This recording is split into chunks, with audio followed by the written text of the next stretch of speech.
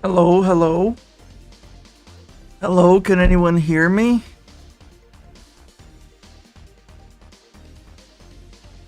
Okay.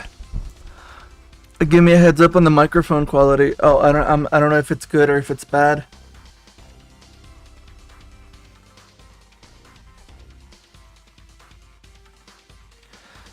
Yeah. All right. So this is a Q&A stream for XF mostly. Feel free to ask any questions about it if you'd like.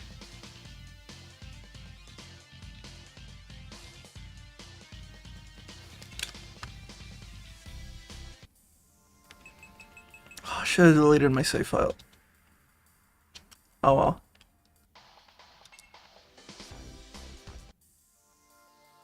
No questions for me. Thank you, Importuno.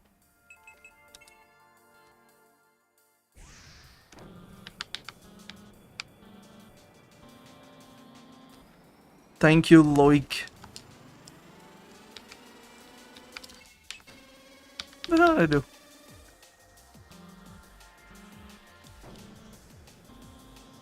How many tracks will there be? Well, in the early access build, you pretty much got all of them. Well, most of them. There might be like a few tracks that are exclusive to story mode, but it will not be a lot.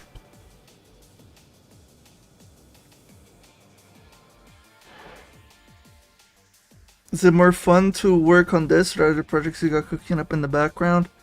I got a lot of projects cooking up in the background, but I'm not working on them. I don't know what is more fun. I don't actually know if game dev is fun anymore.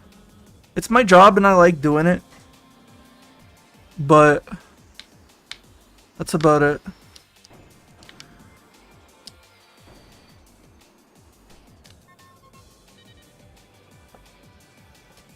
Don't overwork yourself, man. I will. Trust me, I will.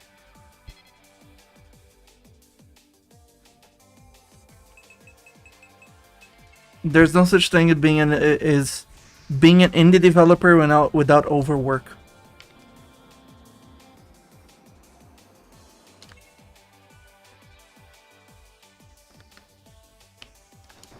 So someone asked about the proving grounds.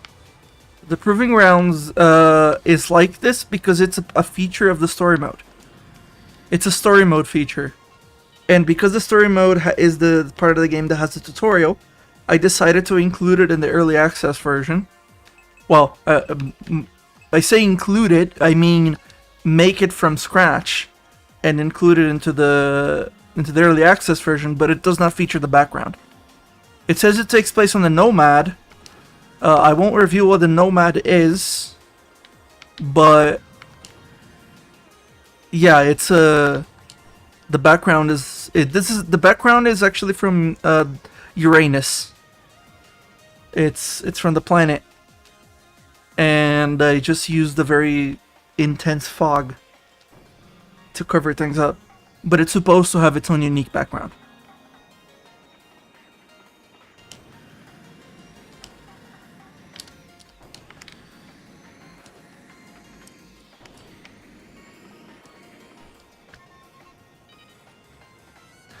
Do you plan Spark?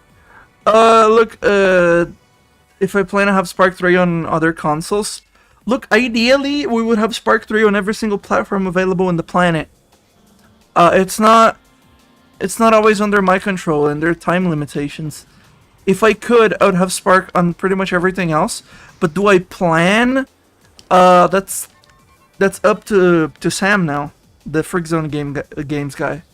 That's gonna be on him. I requested from him a Switch port.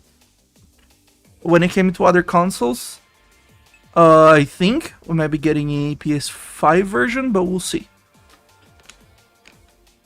If you guys own a PS4 and you feel like having a PS4 version is important, you can tell him that.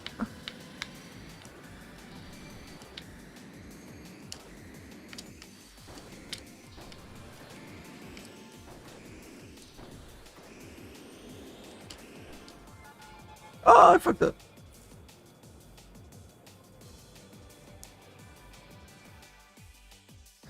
Is this like a Grand Prix around every planet? Also, what Earth location will we be playing on? I gotta clarify that question because I don't know what it means. Would you be able to somehow lower the requirements to run this game in the lowest settings for people with toasters? No. No, yes, the reason why the game performs poorly is because it's brute forcing the physics.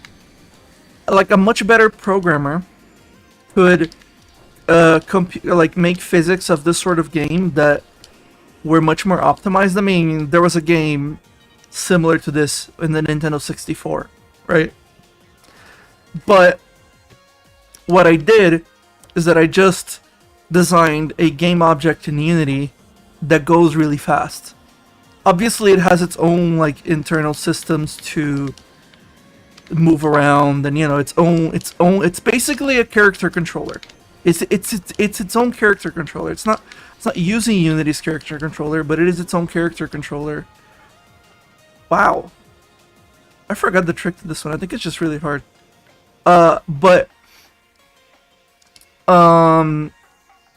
Yeah, and it's just a Unity physics object going really, really fast.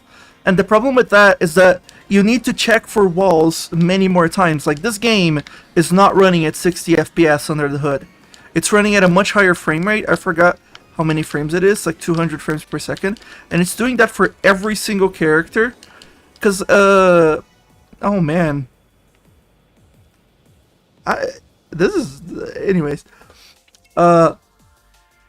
But yeah, so it's like, there are 30 races on screen, all of which are being processed at like 200 frames per second. And I have to run the physics like that. Like, I have to do it. And it's all running on like one core, I think. It's not multi-threaded. There is not much more in terms of optimizations that I can do. Oh, 100 milliseconds.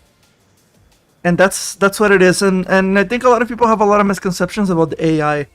But all that I have to say about AI is that it's actually racing around the track. It's not set on a route. It has a spline to follow. It has a racing line that it follows. But it's actually racing. It's dynamically trying to figure out how much it needs to turn to reach the spline and complete a turn and stuff like that. And they're all doing that. All AIs are doing that. So it's complicated. People think that it's like the AI gets simplified if it's further away. Well, the only thing that gets simplified about the AI is that things like the booster effects and the vehicle animations are completely disabled. So really, they're just a point moving around in that sense. But that's just rendering. The physics are still the same for every single NPC. That's why the game performs much better in the Proving Grounds than it does anywhere else.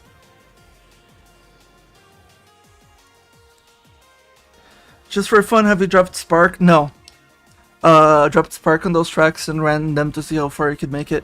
No, because I can't just take Spark as like his code base and everything that makes him tick and just drop him in this world and just see him run on it. Like, technically I can, but Spark 3 is spaghetti. It follows from Spark 2, and Spark 2 was not very well coded. So, like, I wish Unity had an option where you could just take a prefab or a group of prefabs and export them as all its the necessary objects.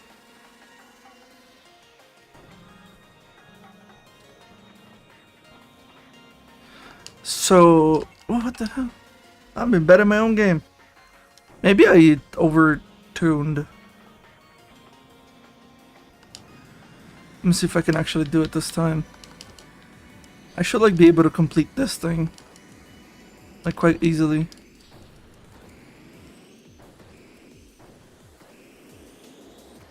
Yeah, there we go. Just have to focus a bit. So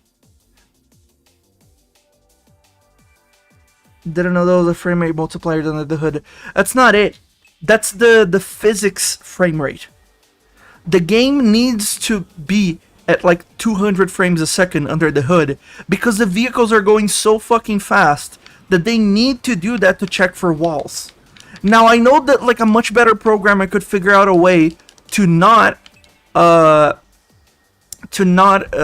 to do that, to have like some sort of smart raycast system that won't confuse a slope that moves up for a wall, and will work pretty much 100% of the time, and have the game running at something like 30 FPS physics and still like perform as well as if it was in 60 or 200 frames. But I decided to brute force it because I wanted to have the vehicles work on pretty much any terrain whatsoever. Like any collision mesh generated inside of Unity. Well, by collision mesh, I just mean take any 3D model, put that inside of Unity, and make it a mesh collider. Like the car will just figure it out. Like the physics are very generic like that when it comes to the environment. Like there is no track editor for XF. All those tracks that you're seeing on the screen are fully modeled in Blender. Like I have my techniques for making this easier, but they're fully modeled. Like none of this is like a track editor. It's not. It's all fully modeled.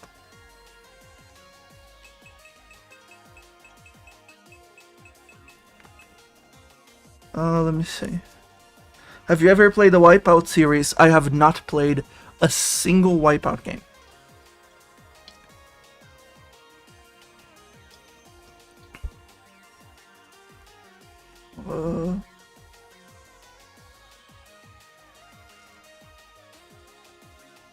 What are those icons on the left? I'll say this about the UI. A lot of this shit is here because I want it and because I like it. Like, let's just go over the icons real quick. The atmosphere, all of the ATM thing, the atmosphere, all the one effect it has on the player character is that if the atmosphere is higher, you go slower. That's it. Like, you can't accelerate faster if the atmosphere is denser, but you also gain more heat. Now the heat is more dependent on the ambient temperature, like just the regular temperature of the track, or if you're running on lava, that will increase your temperature. But all the temperature really does is decrease engine efficiency, which is what the people call it, the snowflake icon. I tried to make it a turbine, but it failed spectacularly. The icon right now that says 100% at the top left is engine efficiency, and it varies depending on every single other stat, including your hull. And the gravity actually is probably the most important one, the G one, the purple one. Like, did I get a goat? No, I did not. That one, in tracks with lower gravity, if you are able to escape the track, if you're able to start flying, you fly.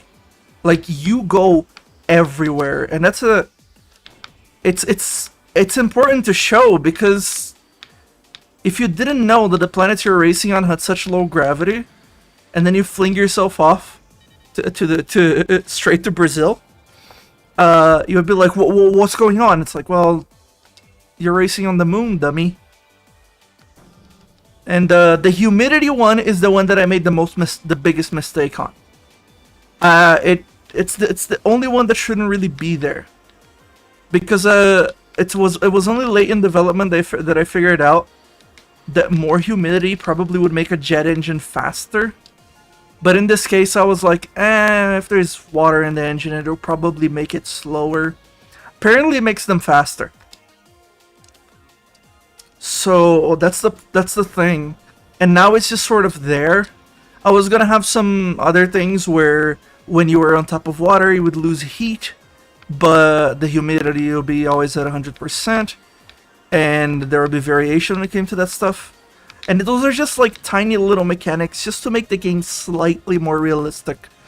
But I added this mostly for fun. I could have just had every planet have the same atmospheric pressure with the same gravity and everything. I could just have it be everything, and I could have the car have 100% engine efficiency at all times.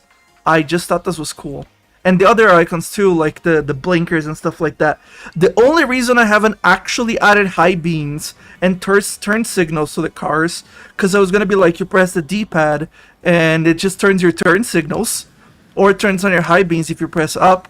The only reason I didn't do it is because I realized I'd have to do it for every vehicle, and that would be an intense and insane amount of work for a feature that is just cosmetic and no one really gives a shit about. So I decided to just leave it there. It's cute. Let me see more questions. When are you looking to release this game? When the story mode is out. When that comes out, I'm releasing the game. I don't know how long it'll take. I am estimating it'll be done by next year. But right now, you can go to early access and play all of arcade mode if you want.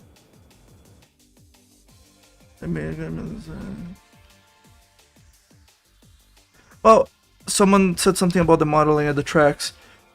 There is a way in Blender where you can have a spline, a line you can move around. You can model just one section of the track, and you repeat that section over and over again.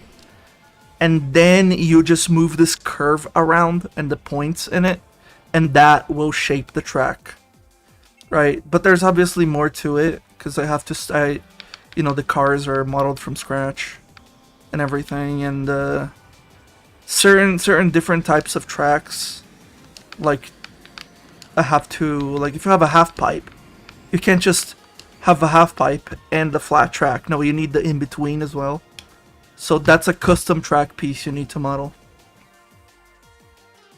Have you ever thought of switching game engines for a future project?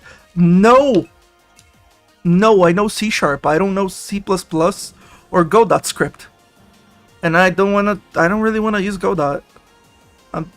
Like, open source is cool and all, but like Blender is the exception to the rule, in my honest opinion. And even then, like, here's the thing, right? Spark, I think Spark 3 started development.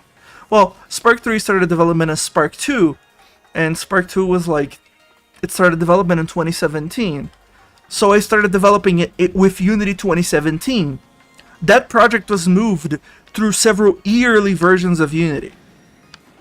Up until the version we have now, which I think it's either 2020 or 2021. And I'm not sure. But I was able to move from different versions. With Blender, I was also able to move back, which is something that I couldn't really do with Blender. You can't move back on Blender in an easy way. You have to keep moving forward. With Unity, I can technically port Spark 3 probably back to Unity 2017. And the project will be broken, but I can make it work over time. And also, I just don't want to learn anything new. Right now, I want to master what I know instead of starting from scratch. It's like, I built up all these skills over time on how to make a Unity game and how to make it perform well and run well, and I'm just gonna throw it all away just so I can put it in a new engine. It's like, no, I'm sticking with Unity. And I'm gonna complain if Unity does something stupid, because that's just how it is. But the thing is, I guess I didn't mention, because I sort of went on a bit of a diatribe, but Godot is an open source engine. That means that, like, if you take Blender, for example, it had an UI that sucked. I really like the ODY. I always really liked that ODY. It's not good, it's bad, but I got used to it, and I still use it. This track you're seeing over here, and this car was modeled in that version of Blender. Blender 2.79, the version before the UI update, right? And that's the version of Blender that I use for pretty much everything, with the exception of a few things. And if I take something that was made in a newer version of Blender and I just try to open that stuff up, it'll open that up on 2.79 because that's my default, and it will just open a broken project. It's broken. And also, because Blender changed, a lot about it changed. I remember in the early days of Blender, the way you did UV maps, if anyone's familiar with that, is that instead of going into edit mode and then doing your UV maps there, you pressed U, and then all the models changed to blue, like a blue outline, and that's where you're able to do the UVs. And at the time, my 15-year-old self was utterly confused and wondering, like, what the fuck? Like, I'm pressing U, nothing is happening. What is this? This, like, inconsistency between versions is why I don't like open source projects. Like, they're too inconsistent between one another. Like, in the throw of a dice or the flip of a coin, like, programmers are assholes, and they disagree with each other a little too much. And all it takes is some new programmer to become the lead of development, and everything changes. Like, the whole program is now a different program. It's a new Godot that barely resembles the old one. Ah, fucking, I'm so hard.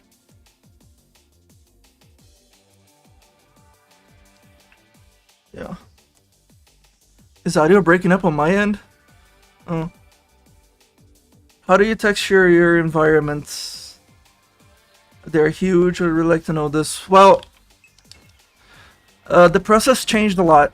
In the Spark 2 days, I literally just drew. I drew what I thought the place would be. And then I made the individual textures, including their normal maps and stuff of the sort. And I put them there. But nowadays, I realized I can do things a little better. So what I do, there are many ways of doing this, really. I create an atlas.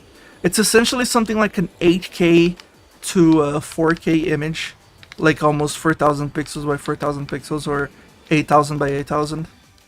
And I pretty much just...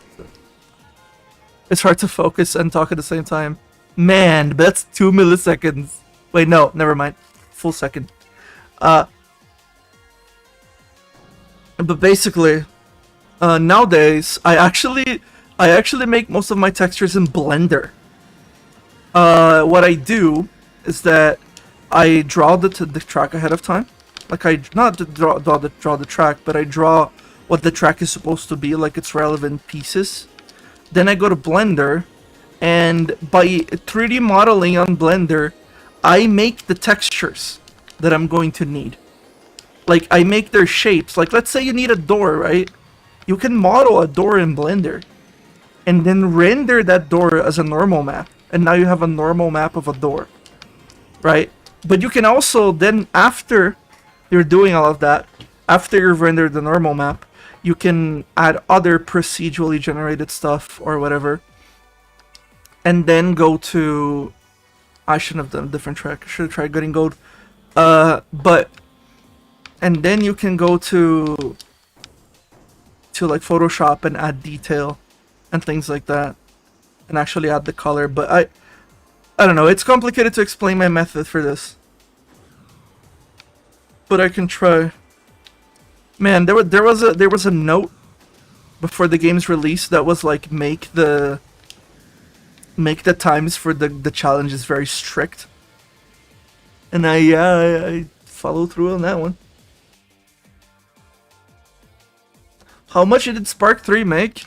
I'm not gonna disclose the financials, more because I don't know them out of the top of my head. Spark 3 has been my best-selling game by far, overtaking pretty much everything else almost tenfold. And it's set quite a bad precedent for me, because now I expect things to sell like Spark 3, but things may never sell again like Spark 3. I think I've just checked it today, so I think I know, but I believe XF has sold about 800 copies so far. And I know it's on early access, but that's a tiny number compared to what Spark 3 is. Man, I really made this too tight. Or did I?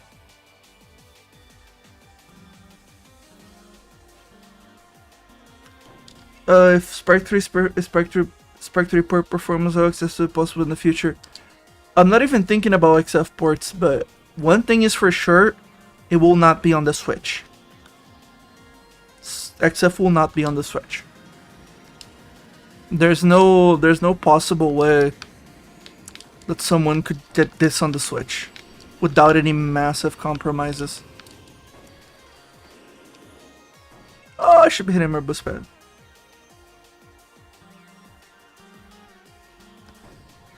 You're kind of competing with other AG racers. The thing is that I don't really know. The only game that's actually really similar to this one right now is Aero GPX. I mean, as research for this game, I played Fast Racing Fast RMX, and no, it's different. If you know what I'm saying, you know what I'm saying. I don't believe that game is competition to this game. Not of quality, but of genre. There's a pretty big split in the anti-gravity racer genre between the Wipeout likes and the F-Zero likes. And Fast RMX is a Wipeout like, I think. I never played Wipeout, so a little tough to know about that, but yeah.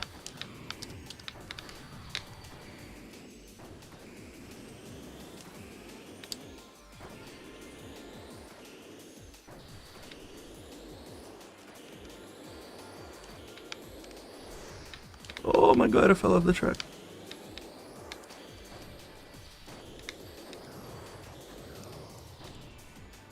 Right now. I play a lot of AG races. I don't think your gameplay is similar to any other game. Maybe.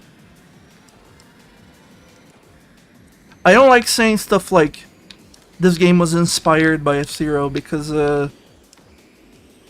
that's not it. The inspiration for most of my games goes far and wide. In many ways. Like, a lot of people like to compare Spark 3 to Sonic Adventure 2, but they're not looking deep enough. There's a lot more to that game in terms of inspiration, and it's not just anime. Hint, play Shadow the Hedgehog.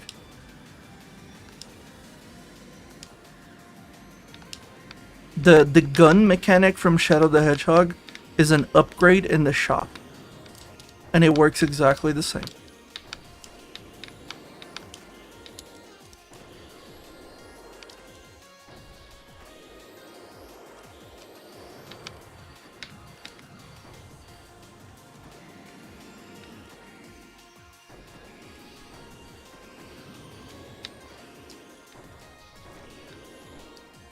Okay.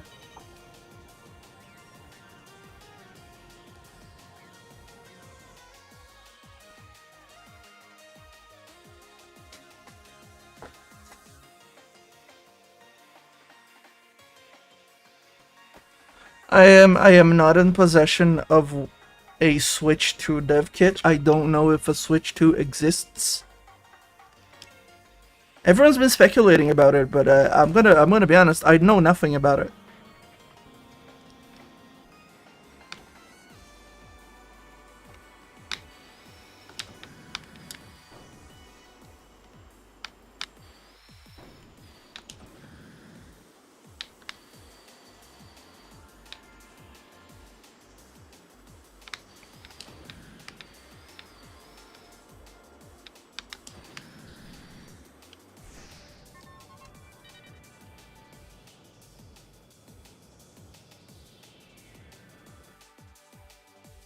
Have you listened to that Flow Shadow song? I do not know what that is.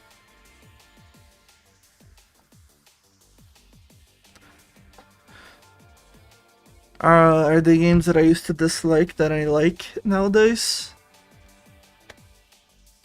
Can't think of one. Well, when the one game that I can think of is Dark Souls. When I initially played it, it was on a very old, like, AMD Athlon computer, and it was the PC version without the S-Fix, and I was also playing with keyboard and mouse. I was not getting the full experience. I was getting a very poor experience with very poor performance and poor controls. I did like the game later once I had already spoiled myself on it. But I also had a oh man.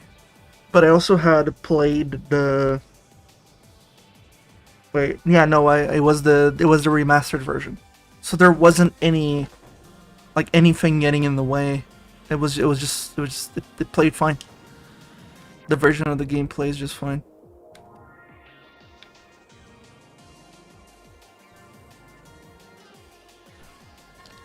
There we go. I have played Demon's Souls. I have not finished Demon's Souls because it's interesting. Demon's Souls is an interesting game, and it's probably better than Elden Ring, but it's just the whole WoW factor of Elden Ring is the reason why I want to go back to Elden Ring more than Demon's Souls. Like, when you go, I don't know if we finish any of the worlds in that game, but just the fact that they're not really connected to one another is just a bit of a, it's a turn off. It really is just a turn off. Like, they're just like separate levels, and I don't know. I think Dark Souls did it better. And the thing about Dark Souls is that it's not really a game I really feel like playing again. I might play it again, just to try it out. But, you know, just to see if it aged well. But it's a very challenging experience. It's sort of like playing Outer Wilds. You play it once, and you get all the awe from it. But you don't need to go through the same suffering again, you know?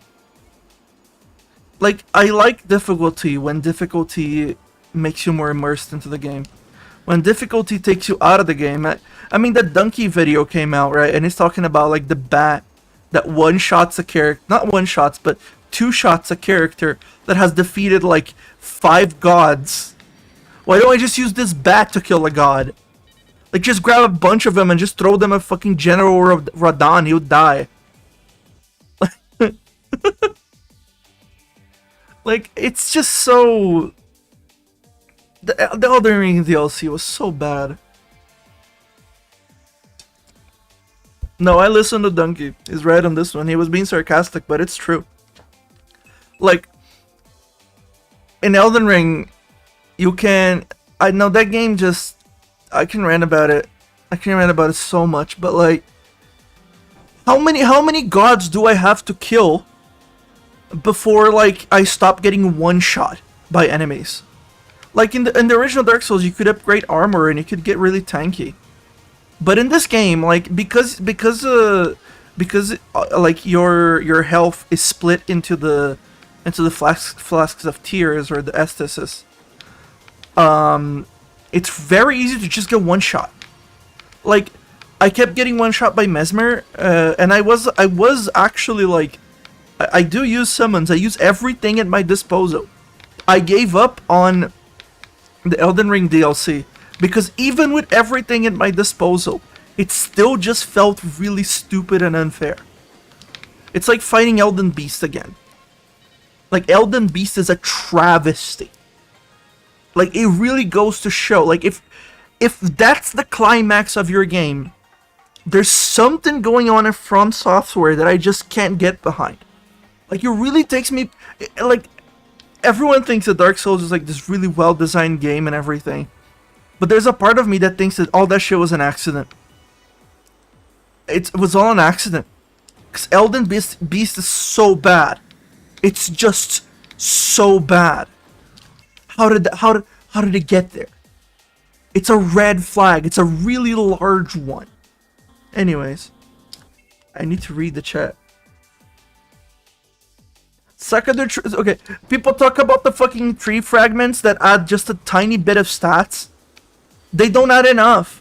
You still get 2 or 3 shot. Like, fucking the final boss has like attacks that will hit you 2 to 3 times in a row if you get hit by them, and you get hit by them because they have really massive hitboxes, and of course you get hit by them, and then you just die because it doesn't matter how strong you are. There's a cap to how strong you can get.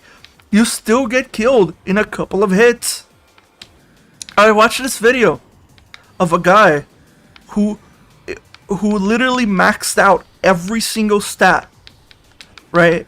Like, he maxed it out every stat. There's no way he can get any stronger, except the character was naked, so he was not wearing any armor. And he just, that one tree sentinel at the beginning of the game, that one guy that you don't have to fight, that one optional boss, was taking at least a quarter of his health. That's a character in the intro of the game. That means if you have maxed out stats, a character in that, any boss in that area would one-shot you if you weren't wearing armor. Like, maxed out stats basically means you're a fucking god. That's level 9999999. Or 3 nines, 999. At this point, your character should be a fucking demigod. I mean, you killed a few. Like, you have like how like I can have the entire fucking Elden Ring at my disposal, and I'm still a weak sack of shit.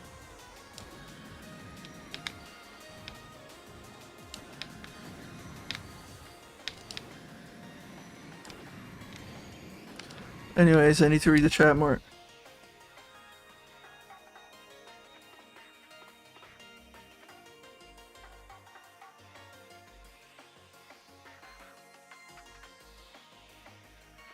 Trying to one-up themselves. Yeah, they're trying to one-up themselves in difficulty. Yeah, this felt like it was like a Dark Souls 2 thing, because in Dark Souls 2, like, that game was really hard, and it felt like people were just playing it up for the marketing, right? And everyone, I think everyone said, I haven't played Dark Souls 2, by the way, but that was the discourse at the time, and that's why I stayed away from it.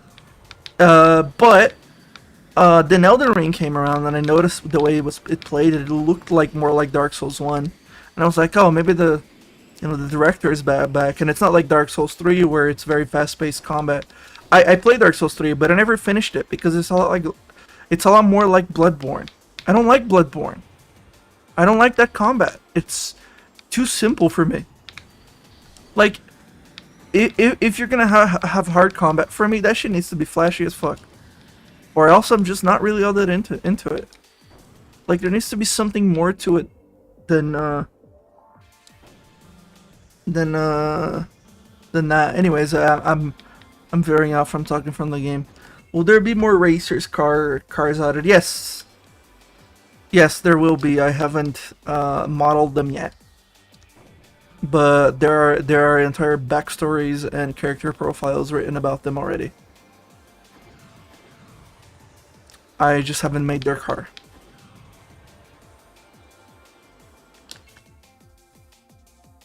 But there might not be all that many of them.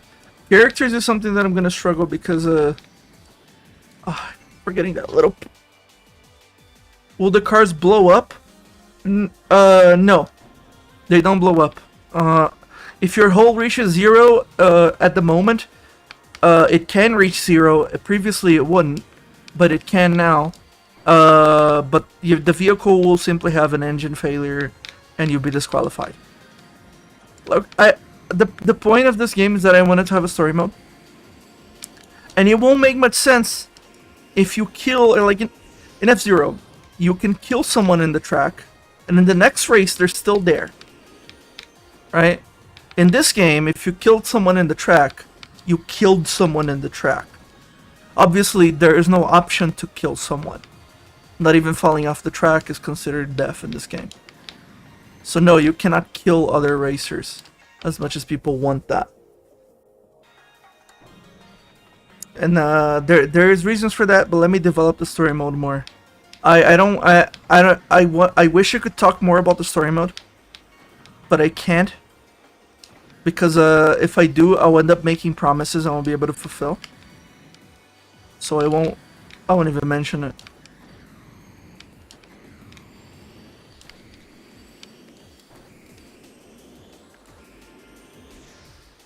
me just finish this track and then I'll read some more messages.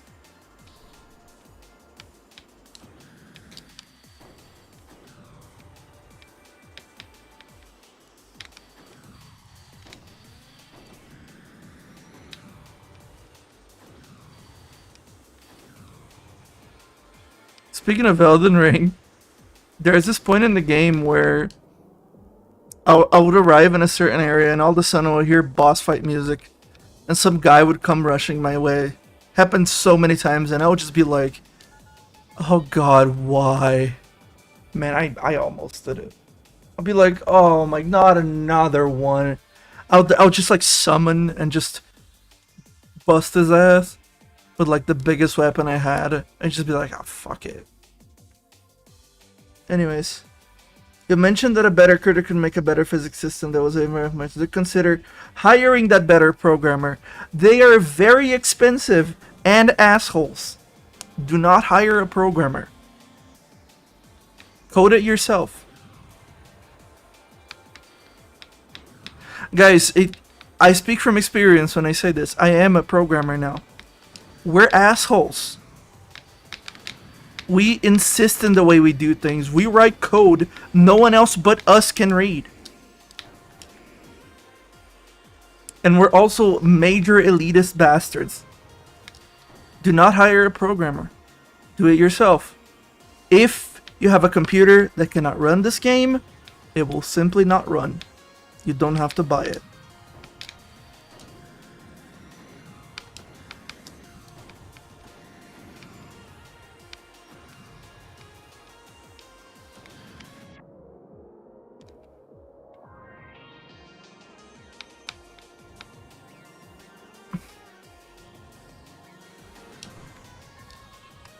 There we go.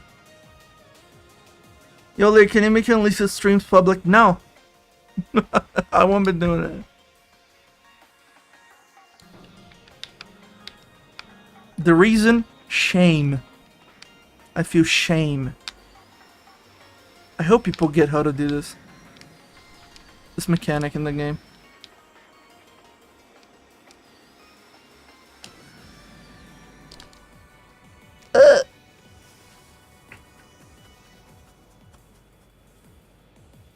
Why aren't they connecting the damage to the hull? Well, because those vehicles are meant to be able to handle that heat. And I also don't want to penalize people from going fast.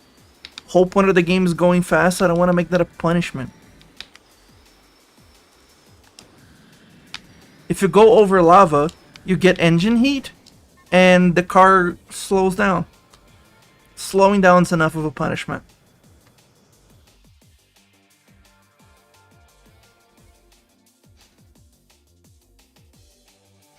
Why do people always compare Spark to Sonic? Don't they get they know about good games like Croc?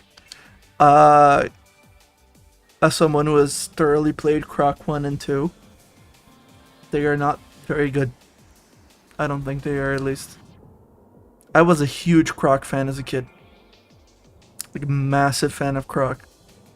It was the one few games I had to play on my mom's computer, well, technically my computer.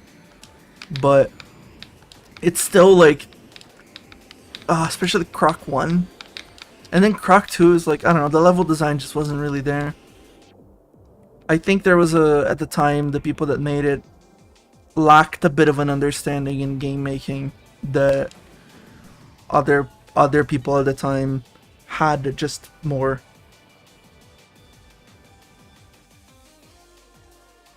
I can't say Croc is very good. I know I can't. I believe the first one is full tank controls.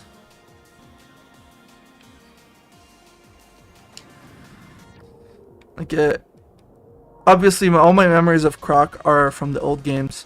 And it's also the fact that I never beaten them. That to me is a red flag. If a game truly is good, I will work to beat them. Unless it's something like fucking Top Gear. I fucking love Top Gear 3000, but that game gets terrible later on. Like, the game's too long, and the tracks are exactly the same.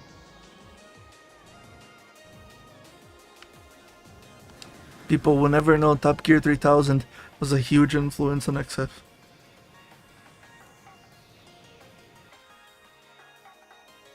Top Gear 2, Top Gear 2, Top Gear 2 is good, but I prefer 3000.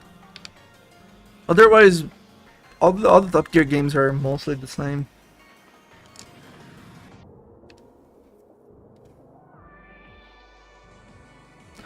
I'm hearing some audio crackles on my end. This is something that happens on my computer. I hope you guys can hear it. Usually people can't hear them. I don't know why they happen. It's just something I have to handle when there's a lot of processing going on. What do you think of fan art? I have no thoughts on fan art. Nor should I have any thoughts on fan art. I'm sort of the more type of guy to want the fandom to be free to do whatever they want without my intervention. My interaction with my fandom is very limited. This is as large as it gets, really.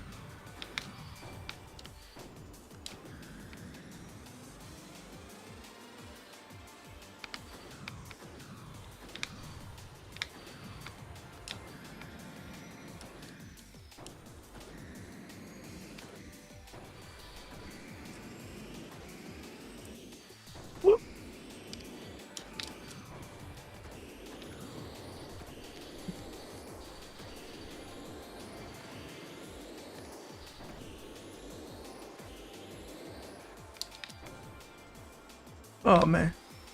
Whoops.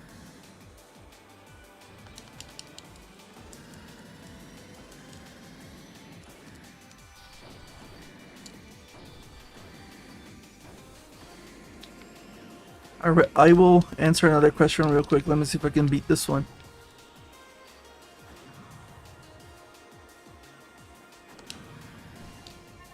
Oh, okay. How did you came up with a word for me? I don't know if this is bait, but if it's bait and you happen to be Brazilian, it is because of the word formiga.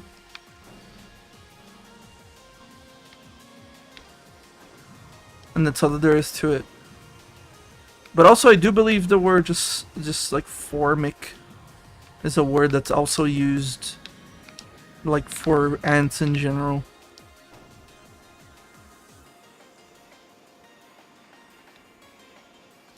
Let's see.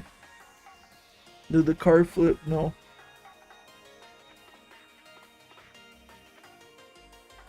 When the game is out, randomizer. Don't know what you're talking about. Did you move to ERP or working on SRP? Yes, I am using built-in. This is the built-in renderer. At the moment, I don't see much of a reason to move to ERP.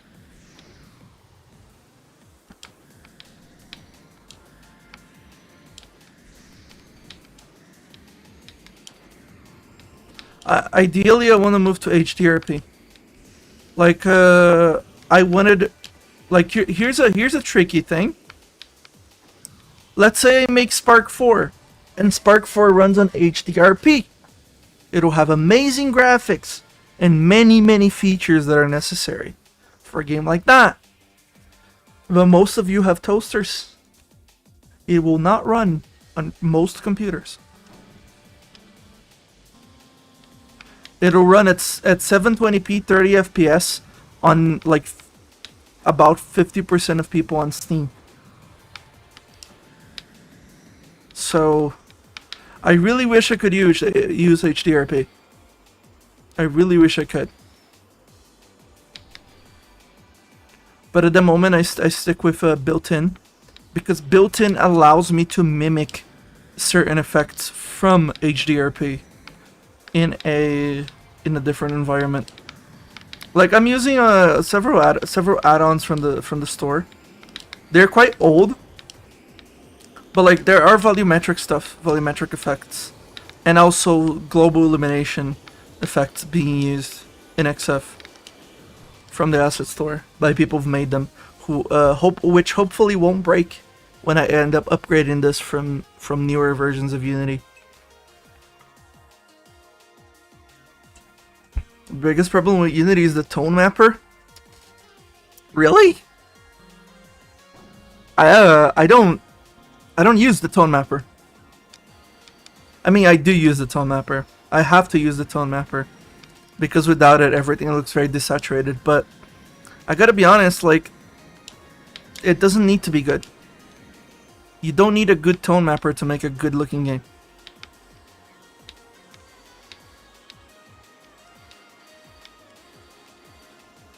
And I suppose at the end of the day, you can just make your own custom shader.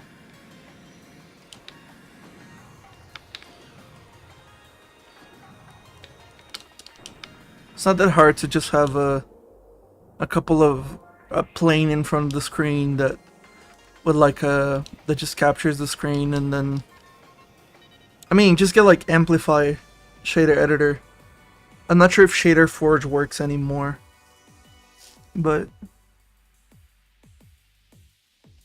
yeah, aesthetics. I'm not really sure what you're talking about when it comes to tone mapper.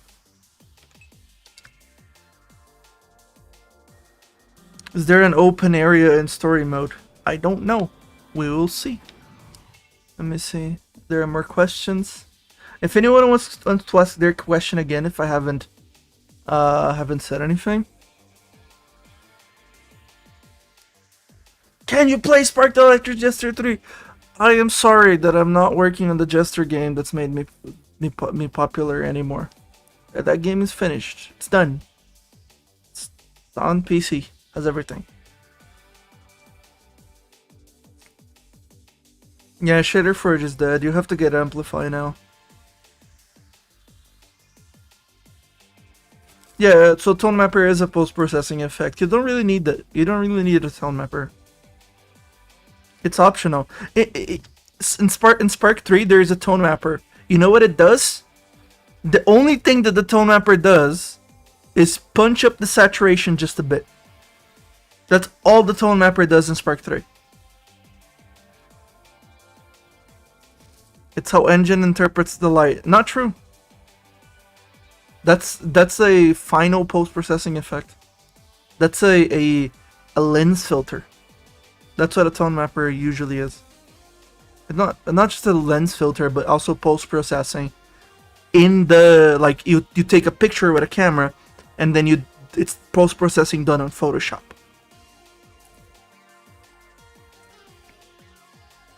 Will there be any balance adjustments between the vehicles over time? Oh, so I want to comment on the vehicles balance. So people say that they're unbalanced. They were saying this back when the demo was a thing and everyone was unlocked. As soon as I made them lockables, like unlockables, it seems like people have stopped making those comments. The reality is that no, they are unbalanced. And they're gonna remain like that on purpose. Some vehicles are just better than others at certain tracks. And that's why I keep recommending tournament mode. Because the whole point is that you're doing a series of races on which ideally it will level out the power of each vehicle. Like the both extremes of the game is the Crosswinds and the Never Centauri. Those are the two extremes of the game. And one is like, for example, the Never Centauri actually loses quite a bit of speed off-road. Right? But the Crosswinds does not. Like it loses nothing. And that makes sense for a lot of tracks, especially on the Earth Cup, where there is a lot of grass. But on the final track of that cup, where there's barely any boost pads or any way to regen your boost, the Never Centauri will win. Because there's a lot of straightaways where you can build up boost, build up RAM, and go really, really fast. That's why tournament mode was incentivized. Like, that's why I wanted to get people to play tournament mode. Let's go for unfair.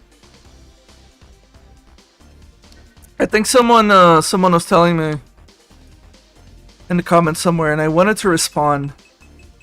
but it was something about how, like how in the description it's like it may not be best for first time, or the unfair difficulty. If they actually do not play this mode, it's like patronizing or something like that. And it's like, yes, this I'm gonna say this game, I want it to be patronizing to the player on purpose. I want it to, like, it's going to tell you you suck. Cause and I also realize that there is no end to how good you can get in a game like this. There's absolutely no end.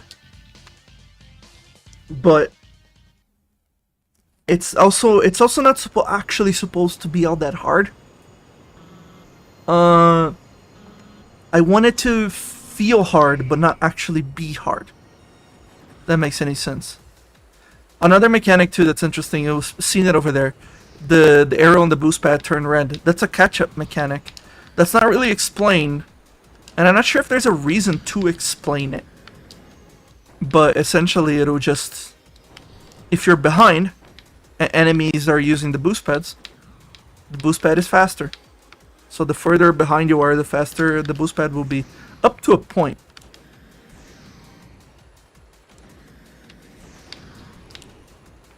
Let's see.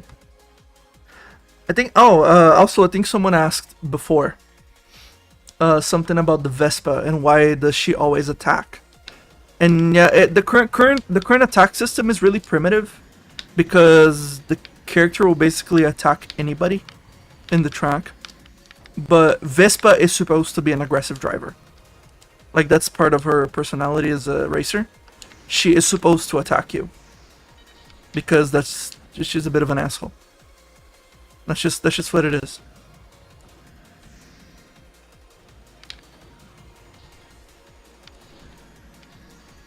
Check for my question. How's story mode coming along? I am working on the base character controller, and there is a lot of setup for that base character controller that once done, the development of the rest of the story will be a lot easier. Right now, yes, and by the way, and this is something I confirmed because I already posted on Twitter, there is a character that's Shell. His motto is not in this new motto is not in the game yet, but he is fully playable. You can move around with him, you can jump, and at the current moment you can also wall jump. So there's that.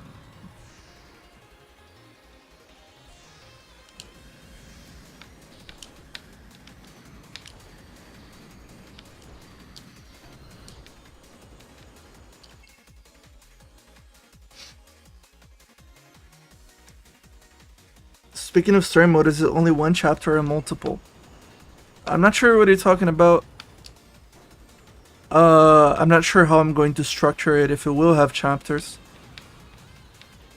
But it's going to be a full, complete experience that'll take you through the entire solar system, if that makes any sense.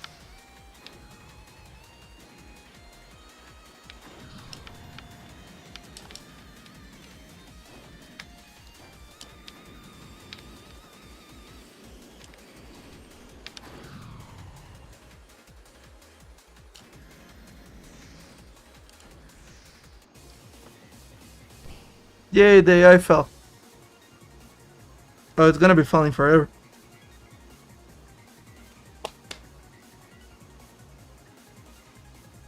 You mentioned having a full fuel and human mechanics tied to a story. System like Armored Core could work, having lower values. Both quick race modes. Look, the I don't want to go too deep into it, but the fuel and hull are meant to be tied to the story mode in the sense of having money. Because I studied a lot about racing when making XF, and this happens, yes. And one thing about racing is that it's an expensive sport. Fuel and hull will cost you money. They won't just magically repair between races. And it's gonna be a decision you have to make. I was actually planning on having this as a feature in the early access version, but I decided to remove it. There was a garage. I think it might still be in the game's files. There's a garage where the vehicle would be there, and you could choose to spend points to repair the hole or refuel the fuel gauge. If the fuel gauge runs out, you get disqualified, as far as I know. I don't remember if I actually programmed that, but what I did program is that if the fuel gauge gets too low, your speed is cut, but your engine efficiency goes to 10%. So you're not going the speed of sound anymore. You're going 20 miles an hour, which is not a lot. But yeah.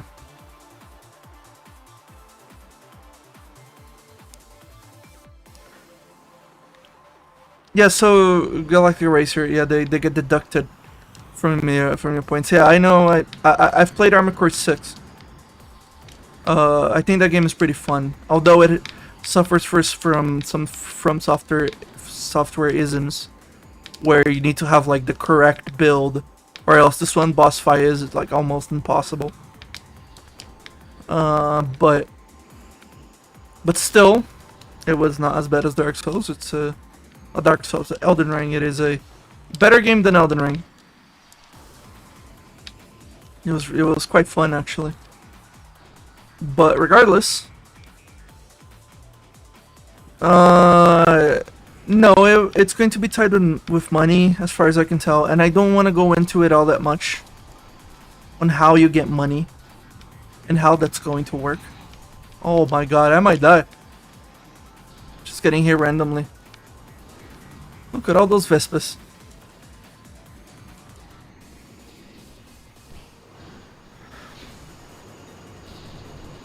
Whee! So this type of this car Cronenberg that's happening right now on screen. The reason why it's happening is because I was finding that collision with vehicles was getting too annoying.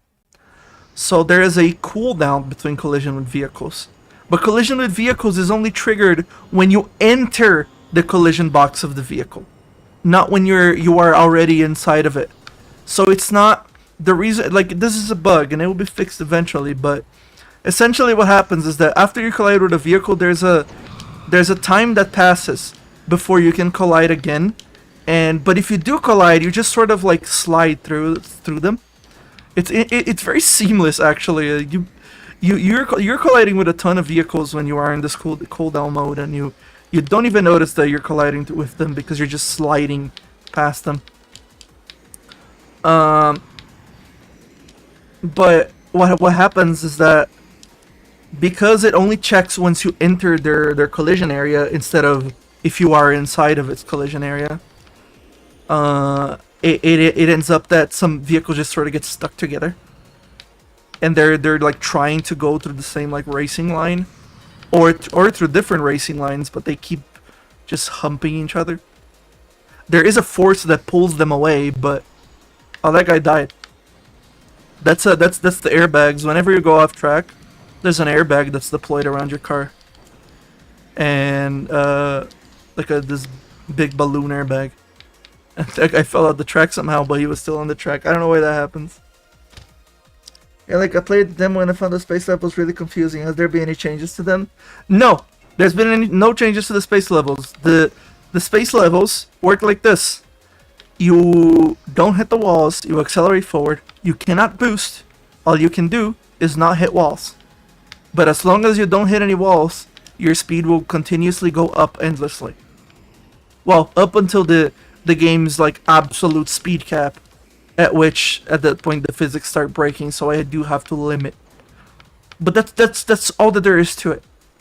In space, your car goes from a hover car to an actual spacecraft, and at that point, there's no air. It's just you and the track. There's no turning, so just don't hit the walls. Try to turn as less as possible. It's quite easy actually. I did a poor job at explaining it because the tutorial for it is like buried in the list. I should have had a tutorial before you went to a space track. But then again, I am banking on the story mode for teaching you those things, because there will be a lot before a race starts in the story mode. Sort of.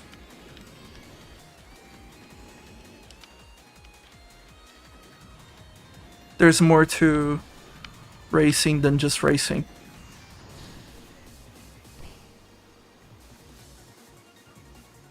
Yeah, most people do, because it's not really explained. You can't boost because your car is burning oxygen and fuel, and the fuel is hydrogen, but it's burning those two like a rocket engine instead of burning like a jet engine, which will burn its fuel alongside the air in the atmosphere. Which is why planes can fly for much longer times than a rocket can. I mean, with its engine active. A rocket can get like, I don't know, 10 minutes with its engines active, but a plane can go 9 hours in one tank of gas.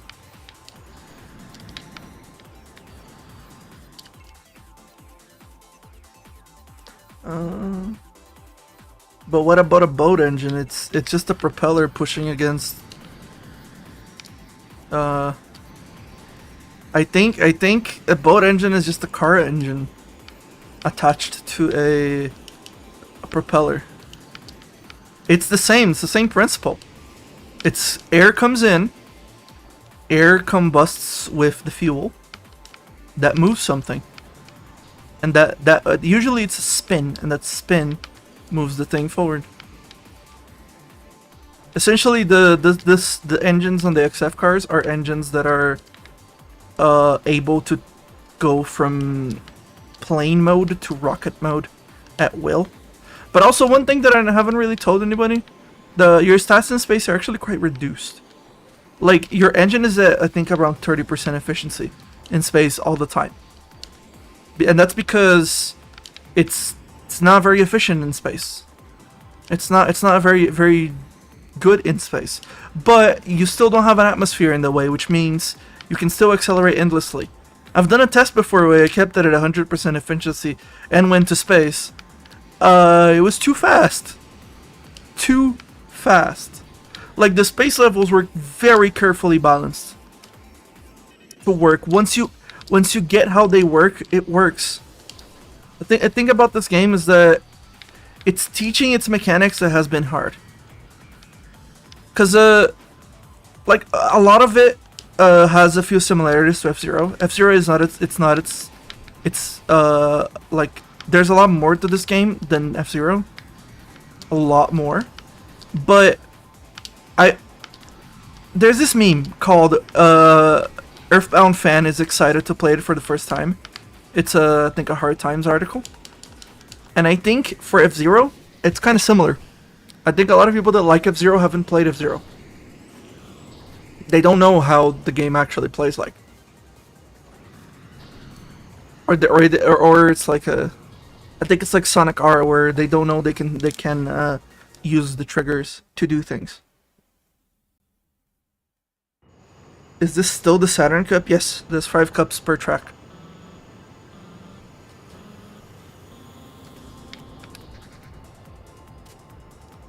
Yeah. But F-Zero fans don't play F-Zero.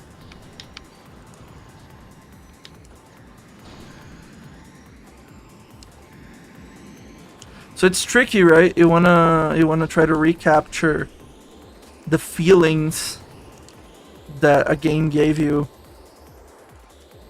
but no one's really playing it. So it's not like anyone's gonna really feel it. And also, right now I'm holding LB or L1, the L bumper, and this is making me turn a lot more, like a lot less. It's called precise turning mode, and it's like absolutely necessary for some areas. The challenge in this one specific track is that you can fall off. Also, there is something wrong with the fog going on this track. I'm not sure why. Like, you wouldn't notice it, but I notice it. If you look above you, there's this fog, That's not how the fog is supposed to work in this stage. There's something wrong with it.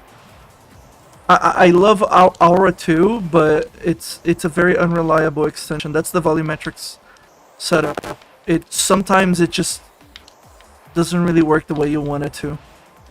But yeah, the trick in this track is to not fall off when you're going too fast. At this point, I can't really go fast enough to actually fall off. But yeah. The music is not done, by the way. The Saturn stage is supposed to have a completely different song. The early access build doesn't have the full soundtrack for the races. Let me actually check.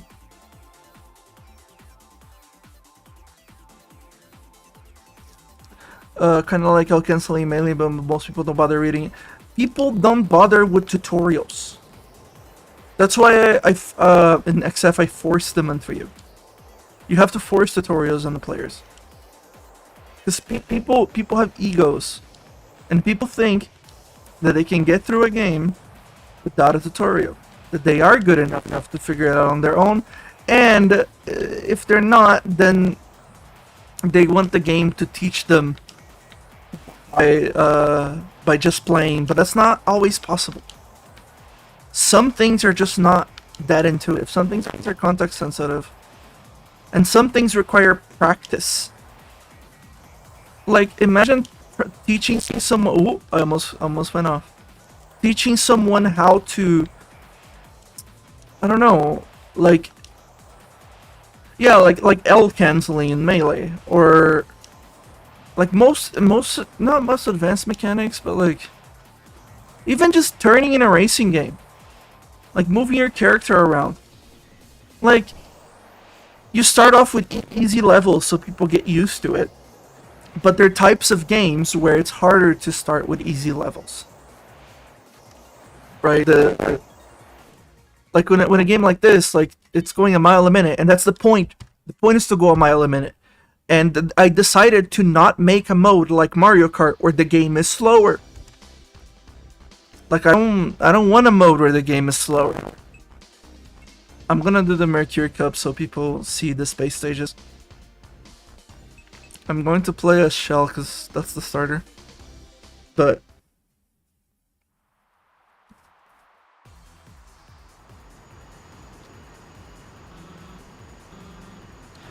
Yeah... People have talked about, like, okay, so... Someone asked, I have constantly pressing the boost button. Having the option to hold it or toggle will be more comfortable and free up the fingers for other things. I'm not sure how I'm gonna handle that. Having the boost be a... That's the thing, right? Some games have a hold to boost, and some other games have a press to boost. People who play racing games get very confused, because a lot of them just play stuff like Mario Kart, and in Mario Kart, the boost is just press to boost. Right?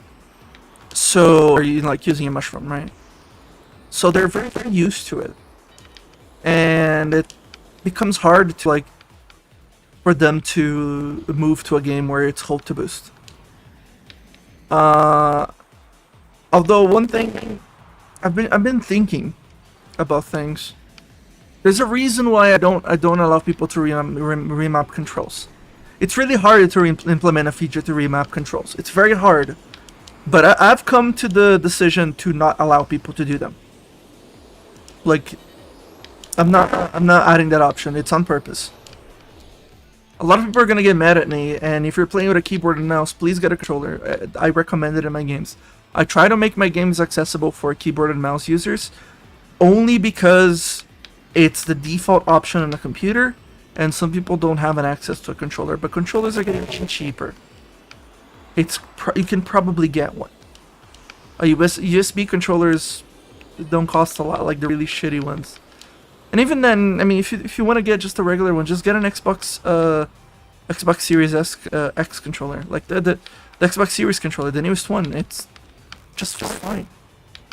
The ones that the previous one, the Xbox One controllers were terrible because of their the USB port. But the newer ones are just fine for a game like this.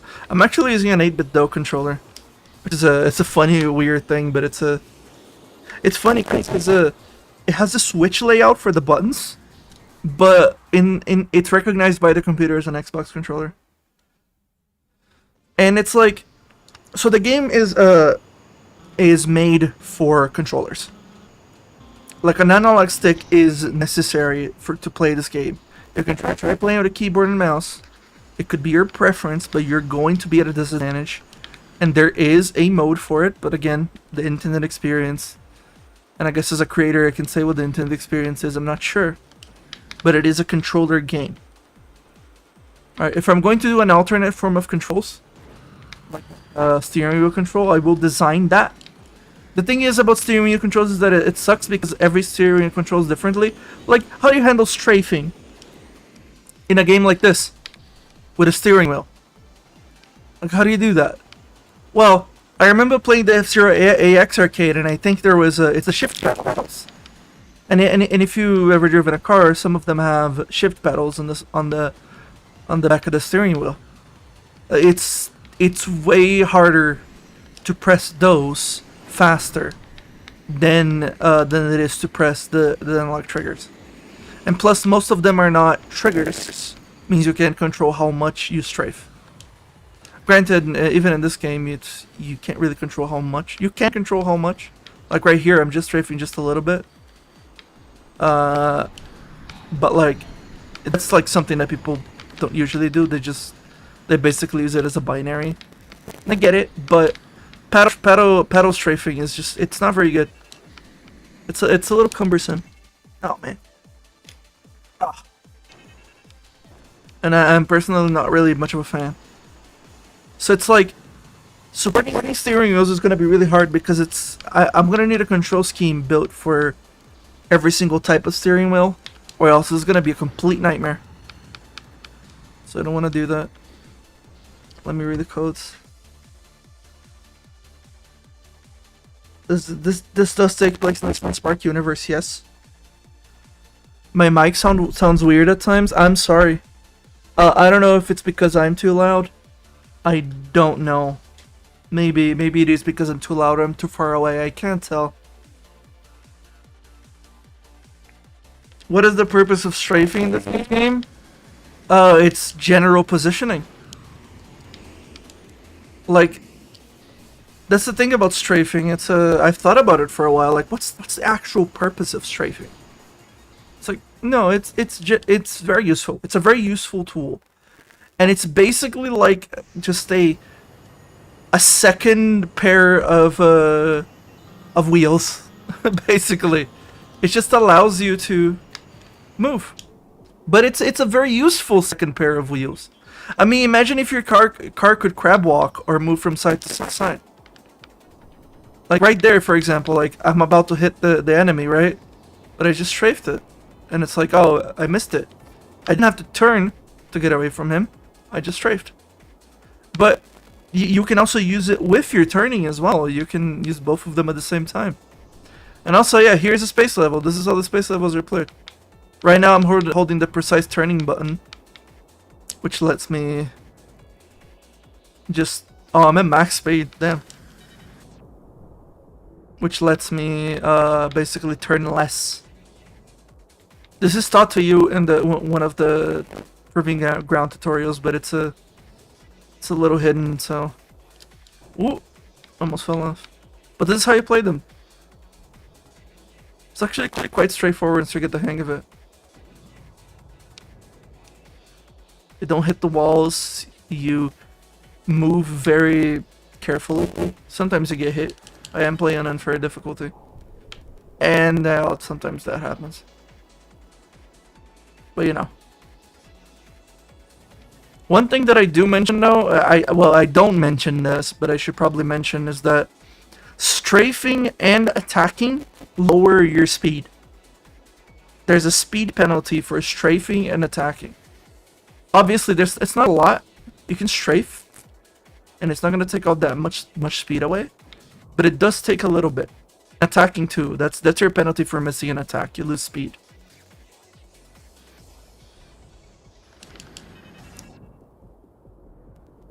Yeah, but look at this. That turn at the beginning though is really really tricky. I can't really change it because that's already how the level mesh works, but... Oh, no! That's bad. Sort of. Ideally, you don't want to let that happen. You can also see the engine efficiency is at 30%.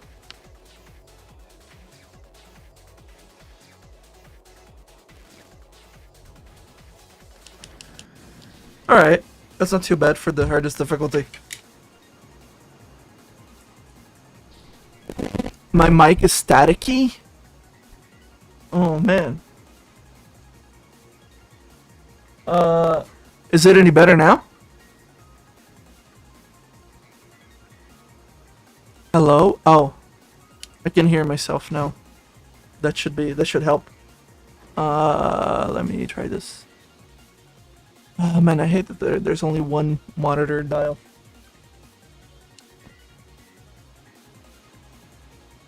No Fermi characters. Only human characters. And genetically modified humans.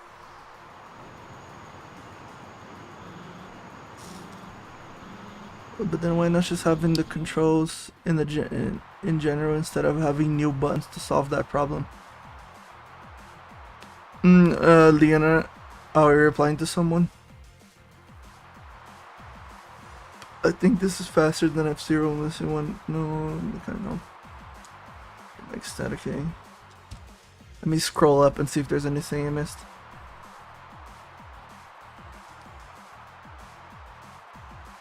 Can you uncap the speed in special mode? Or you just start clipping through everything. Like I set it to 3000 because that's the point at which the game is stable. Above that point, the physics are not stable. And like I'm not just talking about clipping through walls. I'm talking about clipping through slopes, because some slopes are just like they just go up. It's a quarter pipe. Like a quarter pipe in a skate park. Like they're just very steep upwards, and your vehicle may not even see them and just clip through them. It's not even about clipping through walls now. It's about clipping through the tracks straight up. So I can't really do that.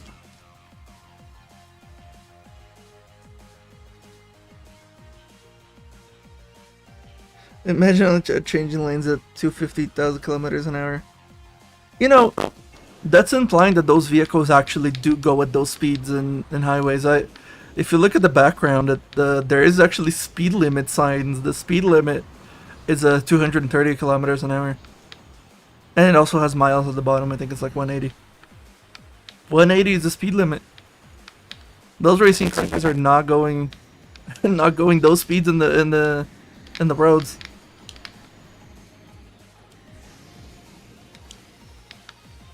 Well, if there's any more questions, I'll be around for a while longer. There's like probably half an hour left for me to stay here.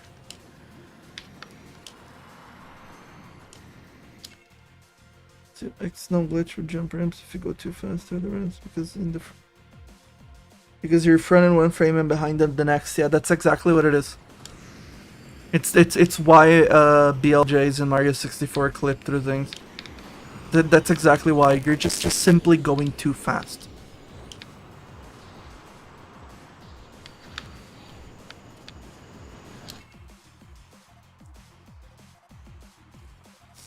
They are street legal.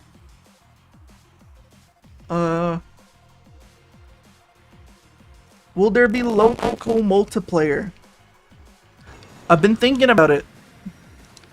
I've set up the game with it in mind for it to be possible, but the more I think about it, the less I want to add it in it. Because, like, what's actually more important today? Online or split screen? Online. The answer is online. I don't even have to ask the question, but I'm also apprehensive about implementing online. I'm thinking about genuinely getting someone to code the online stuff for me. And that does mean hiring a programmer, although it comes to hiring a programmer for a very specific task. So that's a lot easier. I've actually done that before, but the deal fell through.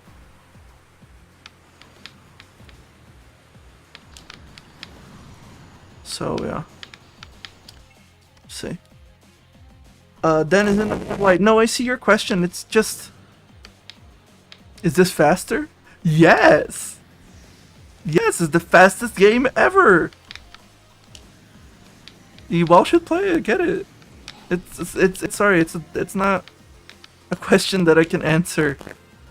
Like, is it faster? Well, measure the car pixel by pixel and figure that out.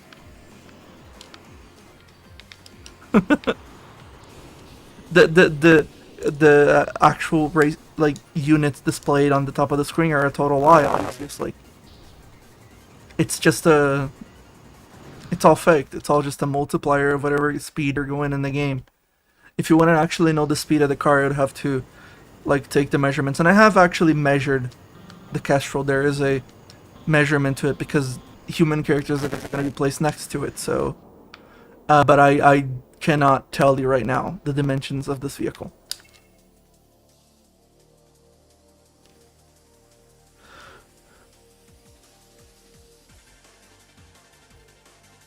Bruno Man Redout says it's the fastest game in the universe unless you know the. I mean, it's a talking point. It's a sales pitch. But I don't know. I don't know what else to say. Like every time Steam tells me that I need to write a storefront page for my game, like I have to write up basically for every storefront I have to write up a description of the game selling it. And every single time I have this gut feeling that says, did you not look at the screenshots? Did you not see the trailer? Does that not say it all? Like I genuinely want to just say that. Obviously I can't. That's there's regulations and stuff like that when it comes to those storefronts, but it's I never read the description of games. I never read it. I see the screenshots and I see the trailer. That says everything to me. I know exactly what it is. If I just read the description of a game, I won't know what it is. Some people, I guess, enjoy that, but that's people that read. I don't know. It's a racing game. You're racing against other players. You can see that because there's a position marker at the bottom. There are other racers, and people know what the word race means. And you see the screenshots and you see the trailer, and that should just tell you what the game is. Would XF have fall damage? No.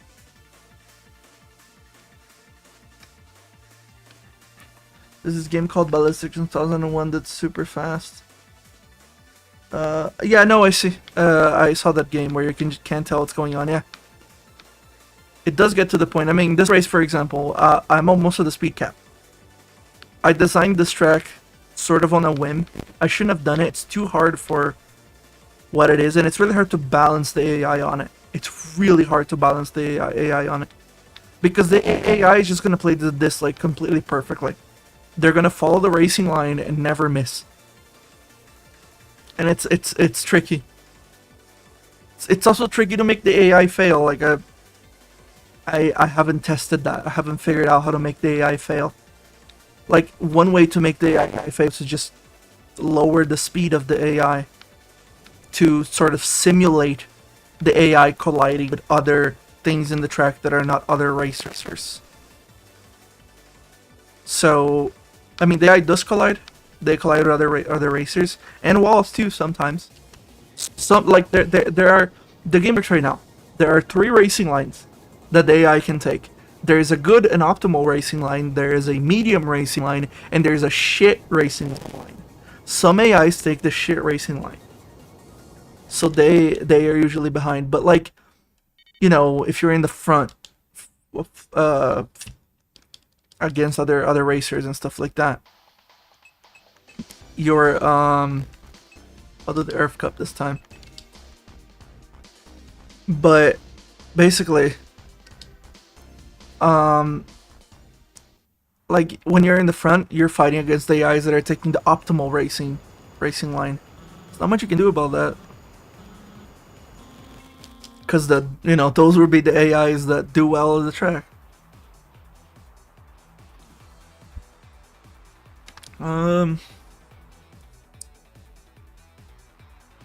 I remember grading this track in the demo. It was really hard to finally click that I had to just not hit the walls at all. That's pretty much it. And there's holding a button to turn less, or the precision turning mode.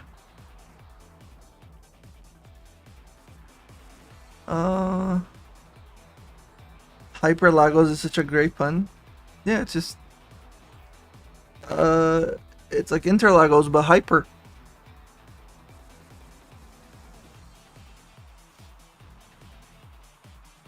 Is there the way to make the AI follow some sort of timer that makes them select a different racing line?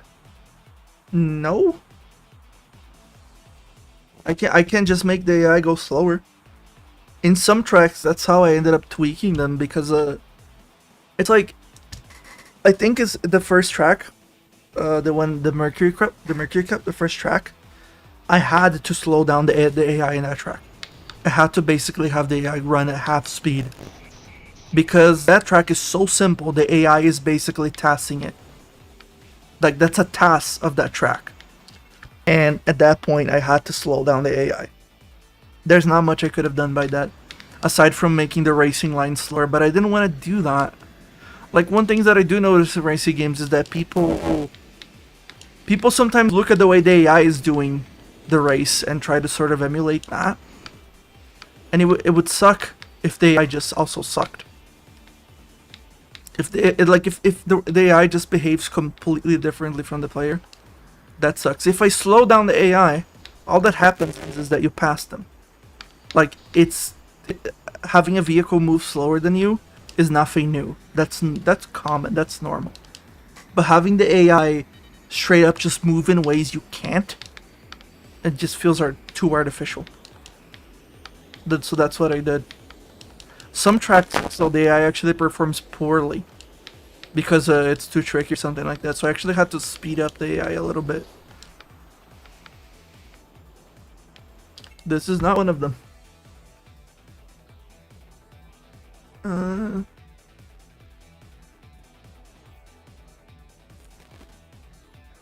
You actually changed the sensitivity in this game, because I remember you had to barely tap the analytic on the space-time. You still do. There's a button you can hold.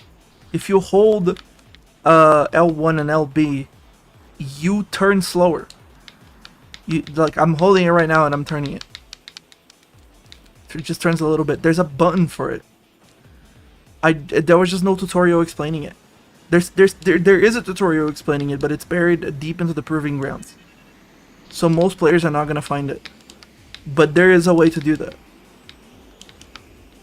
It's a bit of a hidden mechanic. But I should probably teach it to the player sometimes, but I have to teach it to the player when the time is right. Because they might try to use it when it's not appropriate. Because it's really only appropriate to use those in very specific tracks. It's not always appropriate.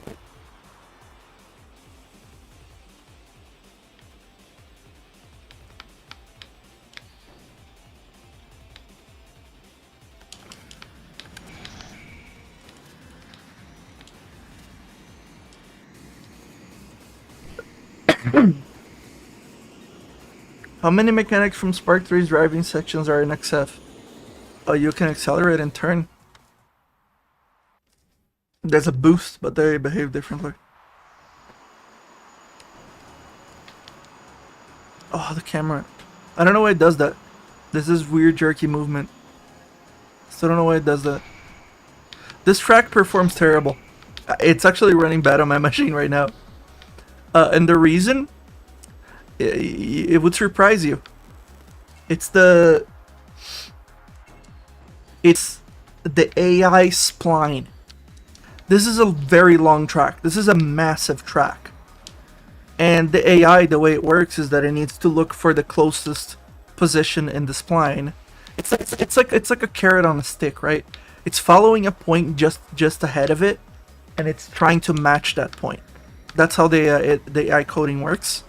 That means it needs to find the closest point in the spline and move towards it.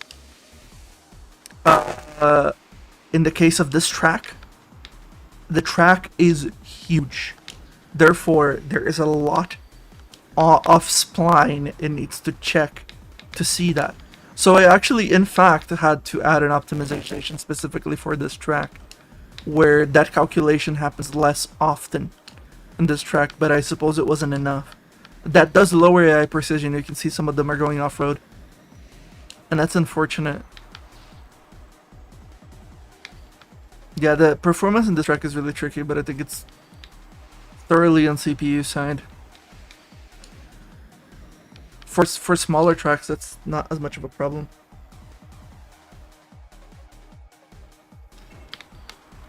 Yeah, no, right. Yeah, the camera does have this weird jerky movement when the frame rate is starting to vary up. VSync is enabled by default, by the way. There's an issue with Unity, and when it comes to frame timings, where I've decided to enable VSync by default. Like sometimes in Spark 3, I've noticed there's certain jerky camera movements and things like that that only happen with VSync disabled. And that's delta time. That's the thing that makes the game theoretically frame rate independent. And that thing just wasn't working as intended when VSync was off. There was something off about it. Like, the thing is, probably everyone thinks that delta time is really accurate, right? That when a game is frame rate independent, like, the game is accurate. But if you probably run a timer in both games, and let's say that there's two machines, both of them running the same game with a timer on, and there's a timer that just adds the delta time up. And they're both running at 30 FPS, but the performance isn't good, it's lagging a bit, there's a few spikes occasionally. Right? That timer will start to desync. If you have VSync on, as far as I can tell, that desync, and this is, I might be misinformed, but as far as I can tell, it stays synced. It will probably stay synced for longer if you have the VSync on. Can you make analysis of pod racing achievement? No, this isn't pod racing. I don't like pod racing. I think pod racing is dumb. I like when the vehicle is really close to the ground, you know, skirting above the surface. I don't like when the vehicle could very easily just take off to the sky, but somehow doesn't. Like that's the thing. Like, I had never played a Wipeout game, but I've seen footage of it. The car just hovered too far above the ground. Like, what's stopping that from just being an airplane at that point? Like in this game, the cars are supposed to be actual hovercraft, in the sense where the vehicle is like floating in a cushion of air. It's actually like blowing a bunch of air downwards, but it relies on ground effect to stay on the ground. Like, theoretically, this could be an airplane if you just had enough things to it, but it does have a jet engine, but it's really meant to work on the ground for ground racing. But, you know, those games, man, the vehicles just float, and it's all floaty. There doesn't feel like there's any kind of friction to it. I don't know. It really does feel like a magnet floating on a magnet, and I guess that's what it's supposed to be, which can look cool, but I don't know. I want this like raw experience. Like, the thing is about a car is that once you're in a car that's low to the ground and you're going fast, you're seeing the ground move past you at the insane speeds, and it feels faster. The thing about speed is that it's all about feeling. I mean, here on Earth, we're moving multiple times the speed of sound in orbit of the sun, and we don't feel it. We don't feel it. We don't notice it. You have to like point a telescope towards the star in the sky and notice that its position changes slightly every day for you to notice that something is actually changing. But we don't notice it because speed is a feeling. It's relative. And when you're closer to the ground, things feel faster. because the ground's going by you faster. That's also why the game doesn't have another camera option, by the way. The game is entirely tuned around this camera option. Not option, there's no options. Like, one thing that I don't like about F-Zero is that you can get an upward facing camera that's at the top. Sure, you're going fast, the numbers say so, and usually it's still a very twitchy game. But twitchy doesn't necessarily mean that it feels fast. I want this game to feel faster. Granted, that's a feeling, you know? I know the guy who asked me, is this game, what game is faster, this or F-Zero? It's like, it's a feeling, a subjective feeling. Do you feel like it's faster? Then it is for you, it's a feeling.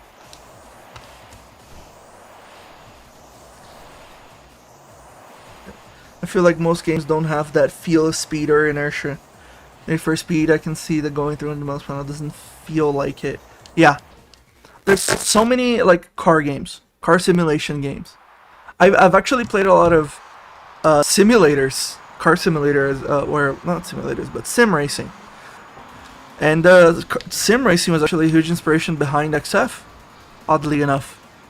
Although there's a reason why there's not any advertisements or sponsors on the cars yet.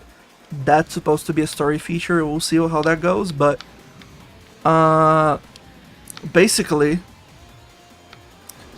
in sim racing, if you step on the gas and you go like 100 miles an hour, it feels like nothing. It feels like absolutely nothing. But in real life, 60 is already a lot depending on where you are. And it's really crazy.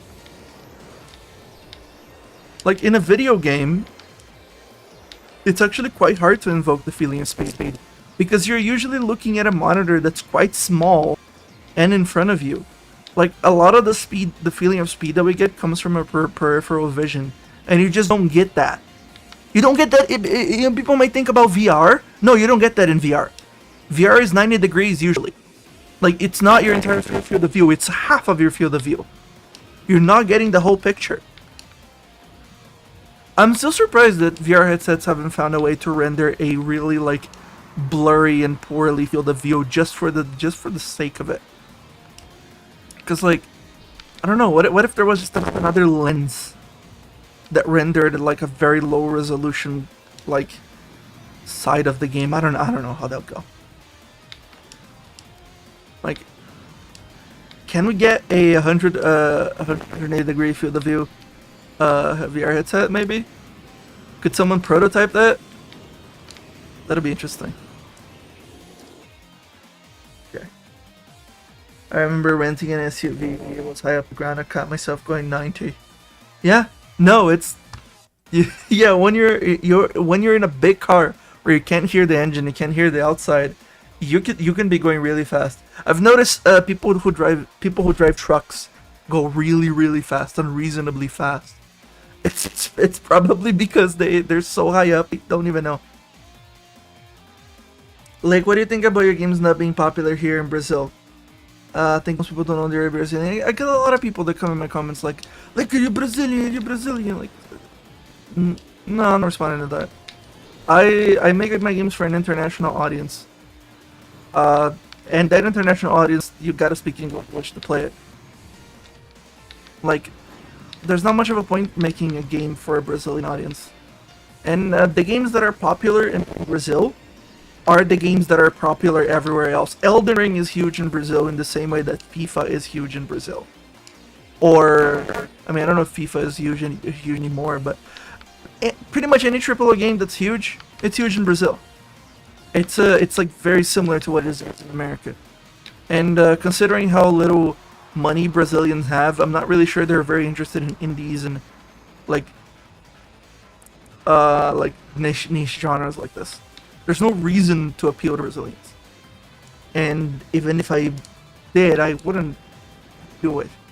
I put Hyper Lagos in a game because it's available in almost every racing game in existence.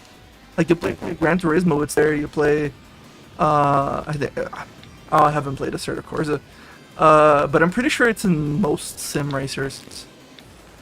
Interlagos is a pretty well-known track. Hell, I went to the mall once and there was a simulator rig in there. I started playing and it was in Interlagos. Like, so it's like that was the default track option. Forgot which game it was. I think it was like a Brazilian made game. But yeah, and also there's no reason for my games to be popular in Brazil. Me being Brazilian isn't a big deal. And it shouldn't be a big deal that you're a Brazilian. It's fine for you to have pride in a country. I mean, I sort of do. I don't want to start talking about Brazilian politics. But yeah, I don't know. This place could be so much better.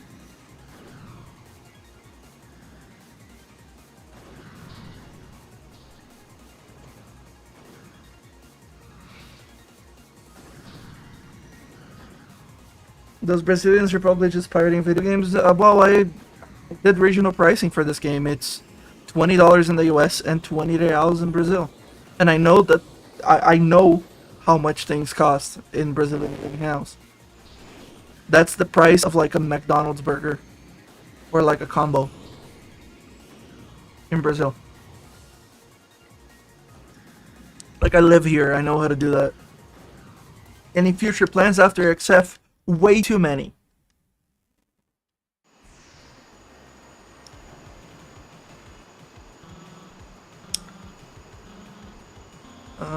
Yeah. Yeah, we're getting close to the end of the stream. If anyone's got any more questions.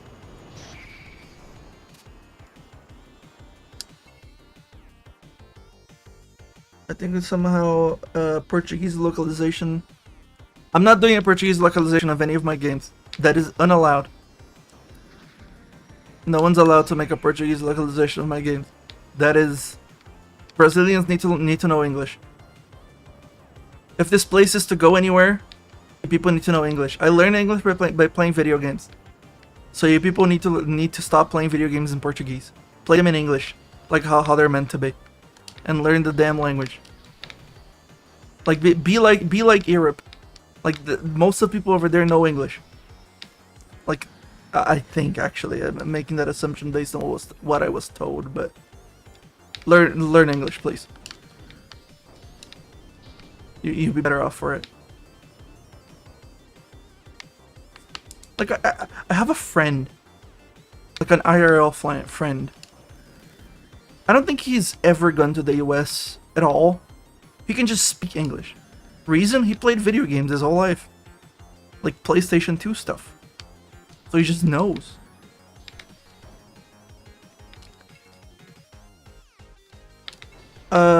Is it what this track is? Okay, so this track is a recreation of the first ever actually fully realized track made for the first version of XF. Now this track had like many different variations over the years. In fact, there's a variation of it from an unreleased version of XF that never came out. It played really poorly. The game, not even the track, just the game. But yeah, this track is a recreation of that track.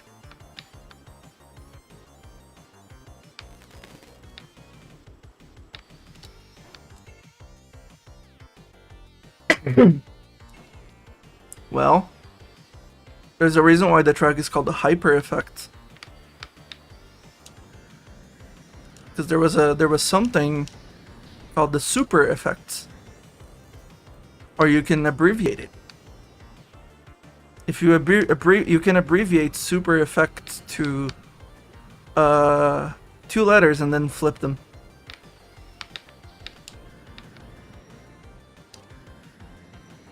Or just take the word effects and just do FX.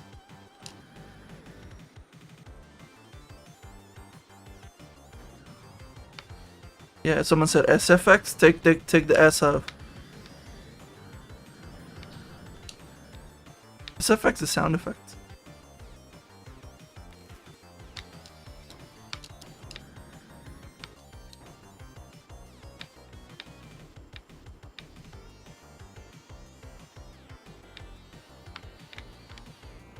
Do I mean the Super FX chip? That's up to you.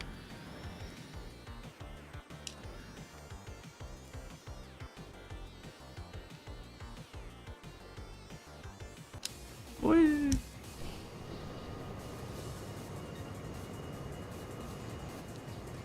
I wonder if the last level in XF will be as hard as the Spark 3 last level run.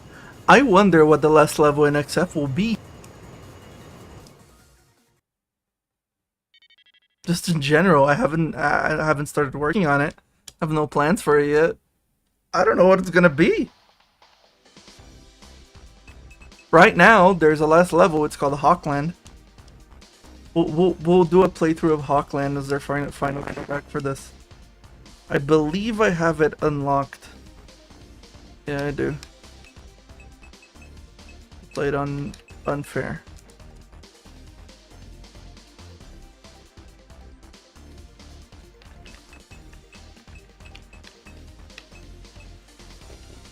So we know that XF is within the same universe as Spark. So and we gotta get any winks and nods? No. That is Luna base not enough.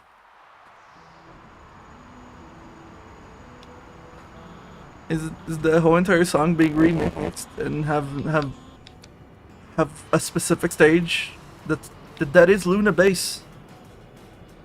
Like it's really obvious. I'm not taking any steps to hide it. That's Luna base. But if there are any Spark fans in chat, do need to tell you guys something. A lot of people take the art book as canon. The art book is not canon. The only things that are canon in my games are things that are actually in the game. If it's not in the game, it's not canon. Like, it doesn't matter what he wrote on the side. If it's not on the game, it's not canon.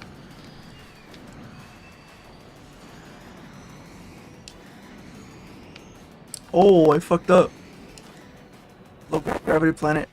Ah, I could do it. Look at those billboard trees. Those are a pain.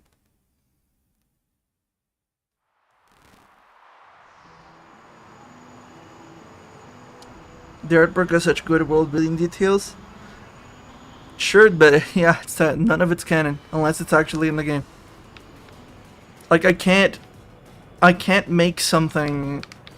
Like I'm gonna like write those art books that I wrote like in 2017 or even earlier, and then as the universe develops of the games, I start to like hit roadblocks where it's harder to expand after writing everything, and I'm not really sure if I want to stick to my 2017 writings. But no, their book's never really been canon.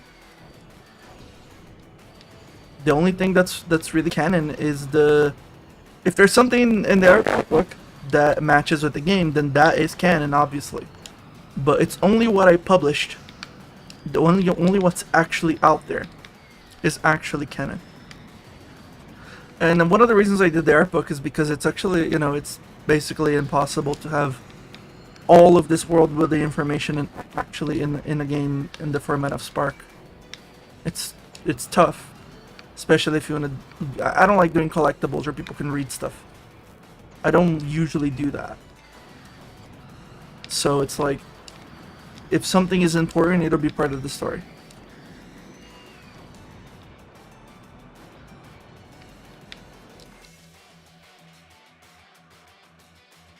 So I guess we're gonna talk about the free lap count bug.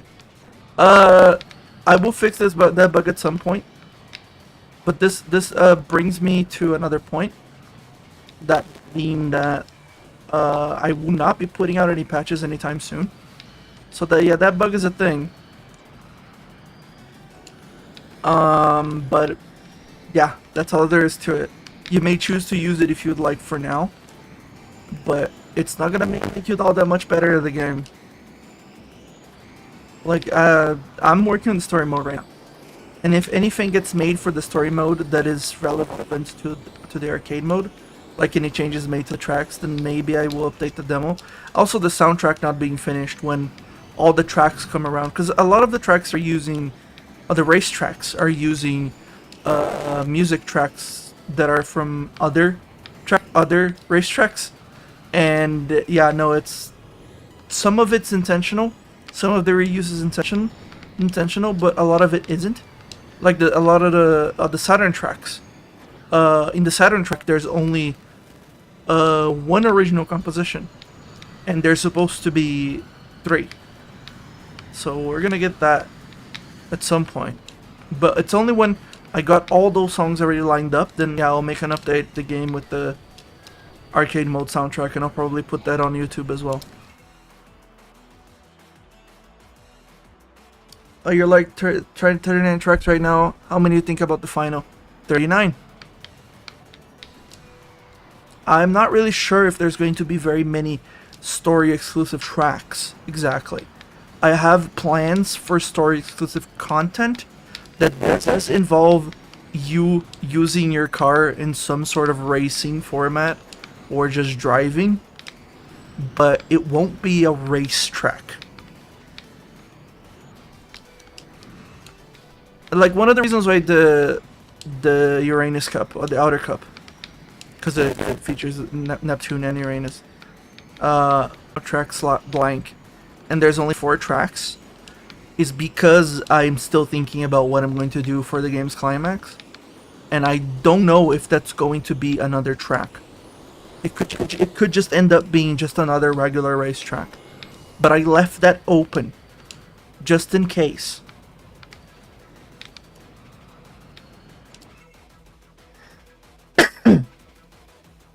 I will not be commenting on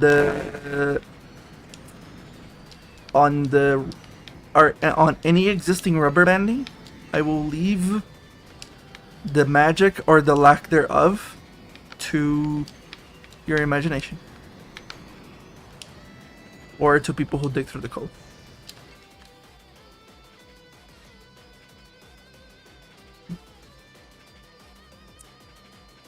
Yeah.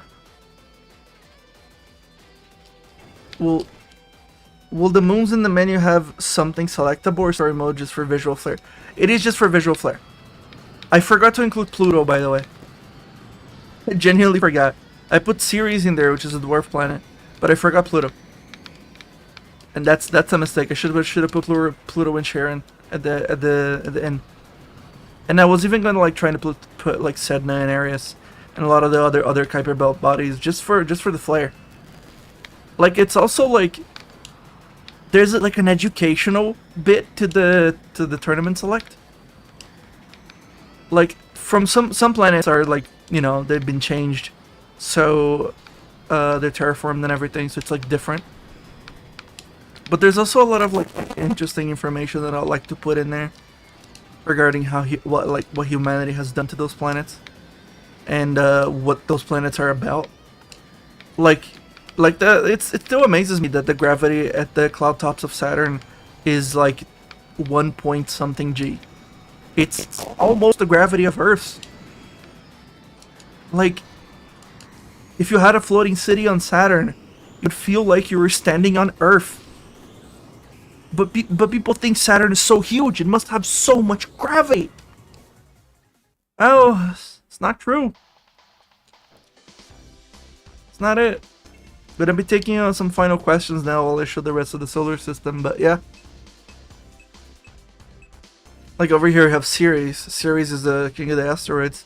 And there's some like lore information on the side, including like a bit of a political map and the amount of people who actually live there. If you look carefully, you can actually see like night lights on the dark side of the planet. Oh yeah, Neptune. I fucked this one up. I don't know why I fucked it up. It is using the correct texture, by the way. It's just using the Neptune texture, the one that's the corrected one.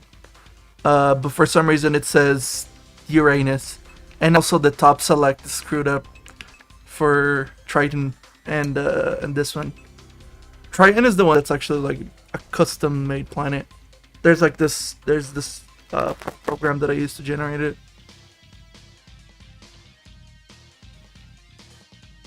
Saturn being very buoyant. Saturn is not very buoyant. That's a myth. The reason people say that is because Saturn is made out of mostly hydrogen and helium, which are you know, not as dense as air. But if you actually put a water pond in the universe, I mean, it would become its own planet. First of all, it would just become a water planet, and the pressure at the center would compress the water so much it would turn into ice, a rock. Ice is a rock, right? It's water, but it's a rock, right? So, and also the center of Saturn has like unbelievably ultra compressed metallic hydrogen and a whole bunch of heavy elements. It probably has an iron core because it has, yeah, that iron core and floating in water, you know, like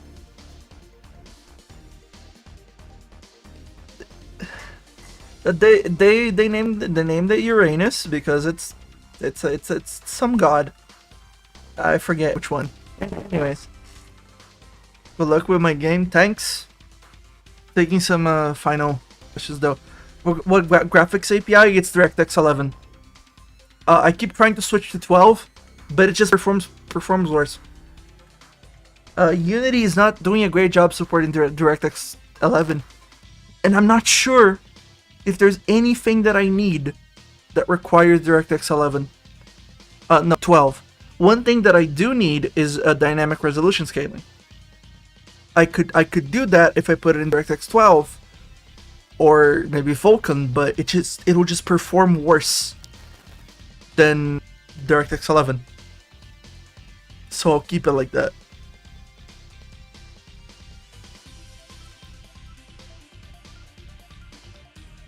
Yeah, actually, 12 is mostly ray tracing features. This game is using ray tracing. It's just done in screen space. The global illumination system that I have is it's ray tracing. Like, it's even screen space reflections. It's a form of ray tracing. We've been using it this whole time. It's just not done in world space. It's done based on what we see on the screen. They are screen space.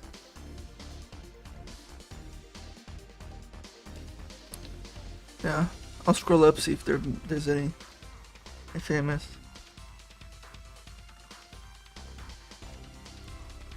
Yeah. What program did I use to make the sound effects? It's a mixture of LabChirp. LabChirp lets you make very, very easy sound effects. Go look that one up. And I also used FL Studio. I'm not good at FL Studio, but I do know how to use it.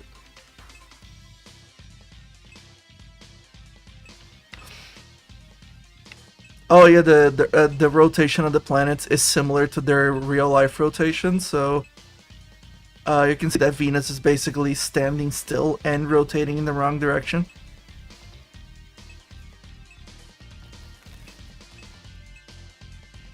Jupiter rotates super fast, and some other planets. Saturn is like one of the fastest rotating planets. It has an 11-hour day. Yeah, rotation 10.7 hours.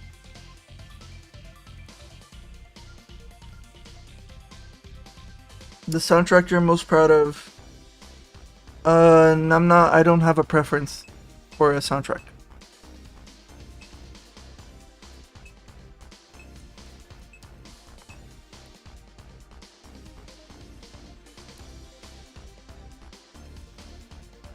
Also, I did try to get the planets as sort of accurate to how they look like. This is accurate to how Titan looks like. Don't mind the night lights, but it does look like this. Like it's hazy, it's fuzzy looking planet.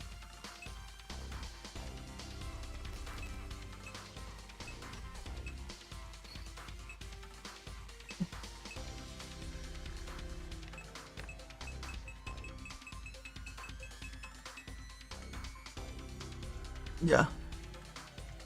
Titan is made of cheese. I think what gives its color is something called tholins. I forget why it's like this. It is mostly nitrogen though. It is said that if you went out with an oxygen mask and a like the clothing you would wear in Antarctica. You could just walk around on Titan and be fine. You don't need a spacesuit. It has an atmosphere. You just need an oxygen mask. What inspired the characters in XF? The character in XF. Which one?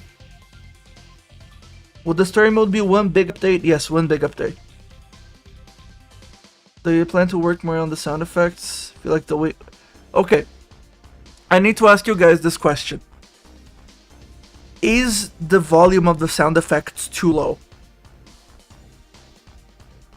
Like, people spoken about a lot about audio mixing. The thing is that I don't know what I'm doing.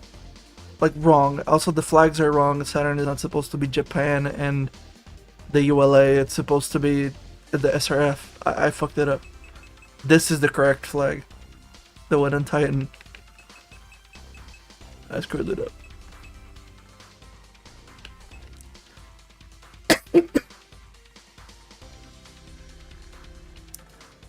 Yes, I know he said he meant the sound design, but I think that's the first time that I heard someone actually say that that the sounds are not very good. People have been mentioning that the sound mixing is bad. And when it's about sound mixing, it's about what's like they can barely hear the sound effects.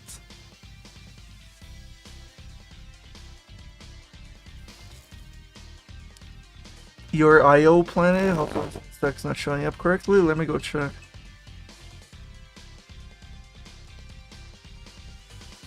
Well, part of this is not showing up correctly.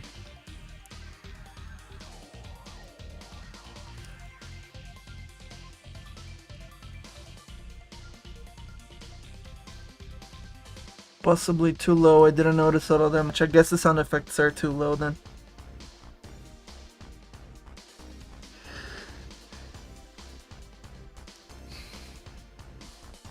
The menu music is way too loud. Okay.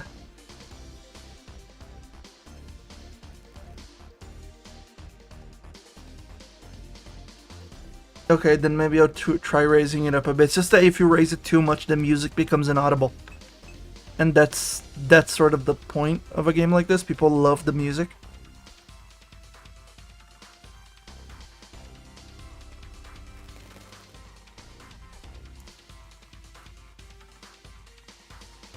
I wouldn't, someone said I wouldn't recommend the demo. The demo is just gonna give you the wrong impression of what the game is. It doesn't have a tutorial. It's not a good idea.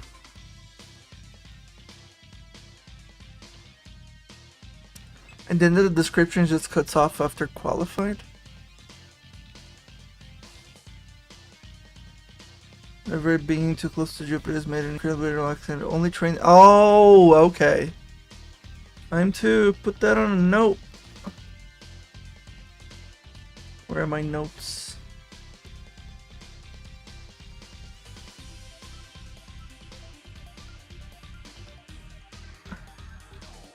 Time to put that on my notes. It's getting larger. Hold on. IO text on map cuts off. Incomplete description. Okay, thank you for that. Let's see. I generally can't really talk about most of the time. I lower the sounds to listen to. There was 3 racing games. Some racing games have extremely obnoxious loud engine noises, which is bad. That's what I'm talking about. Yeah, it gets pretty loud, especially when you're at the start of a race and all the other vehicles are around. It's really loud because you're hearing most of them.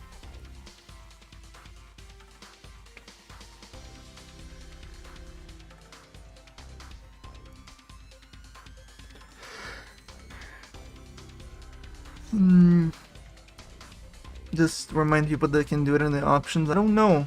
I hope that's a good idea. Someone has something.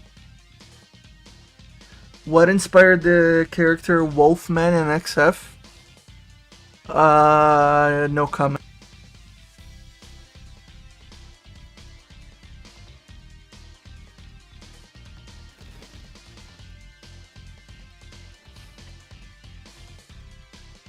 Can I get some tips for executing speed breaks effectively?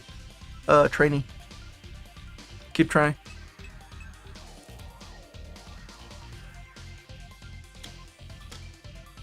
Yeah, I've made the statement before and I made it again. I'm not actually a furry. There is going to be a storyline with that character. And I hope it's interesting.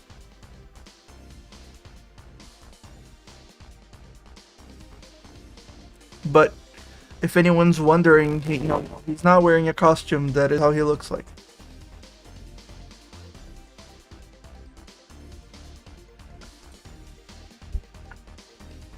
The Wolfman is actually a Wolfman.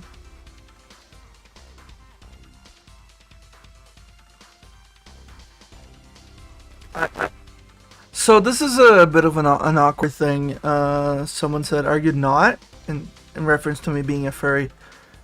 I got a DM from someone saying that they've been talking to someone that is supposedly me, and that they were talking about furry stuff with them. I have to emphasize to people that I am not a furry.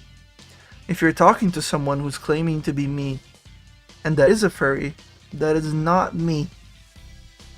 You are talking to an impersonator, and recommend you cut contact immediately.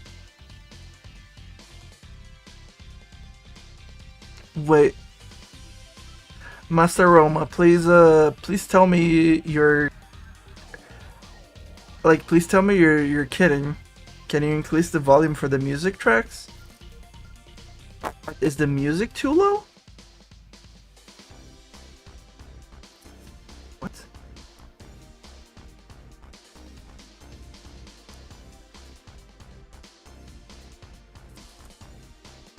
I don't know. I think people just have different preferences. Thing is that I must emphasize the vehicles in this game are like jet engines. They are they make a lot of noise, and it's a very whiny and noisy engine. That's just how they sound like.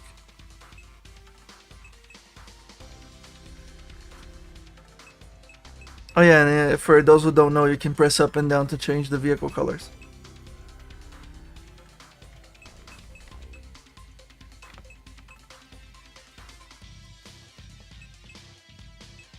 And if people don't know, this is the original Punisher. The black version is based on the Punisher from the first version of XF.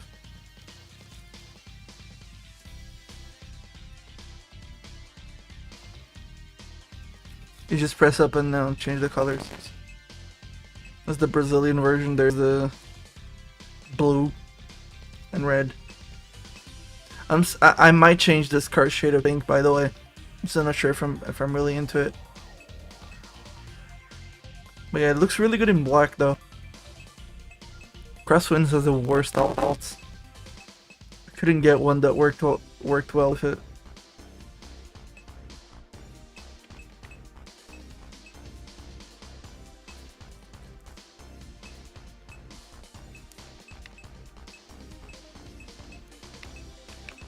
Can't change the Kestrel.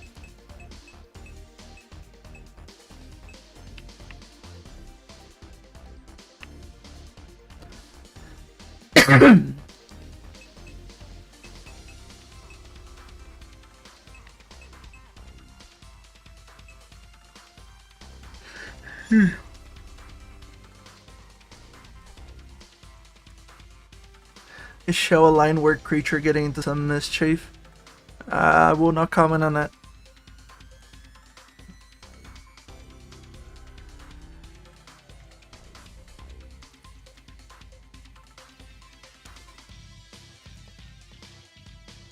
Maybe I'm about to pick up the... okay.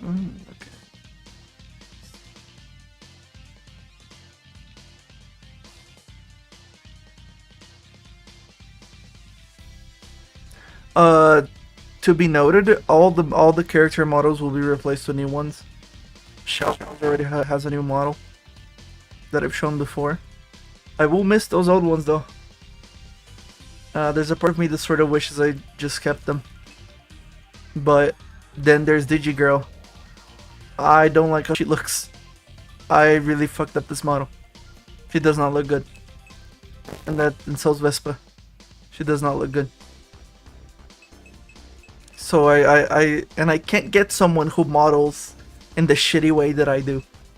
I can't get that. So either I get good quality models or low quality models.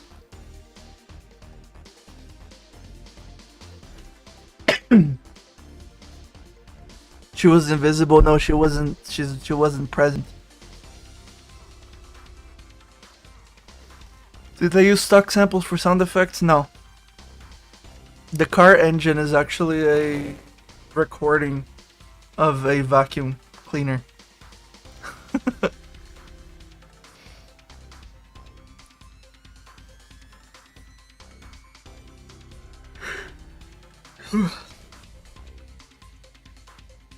I already have someone else to do the models.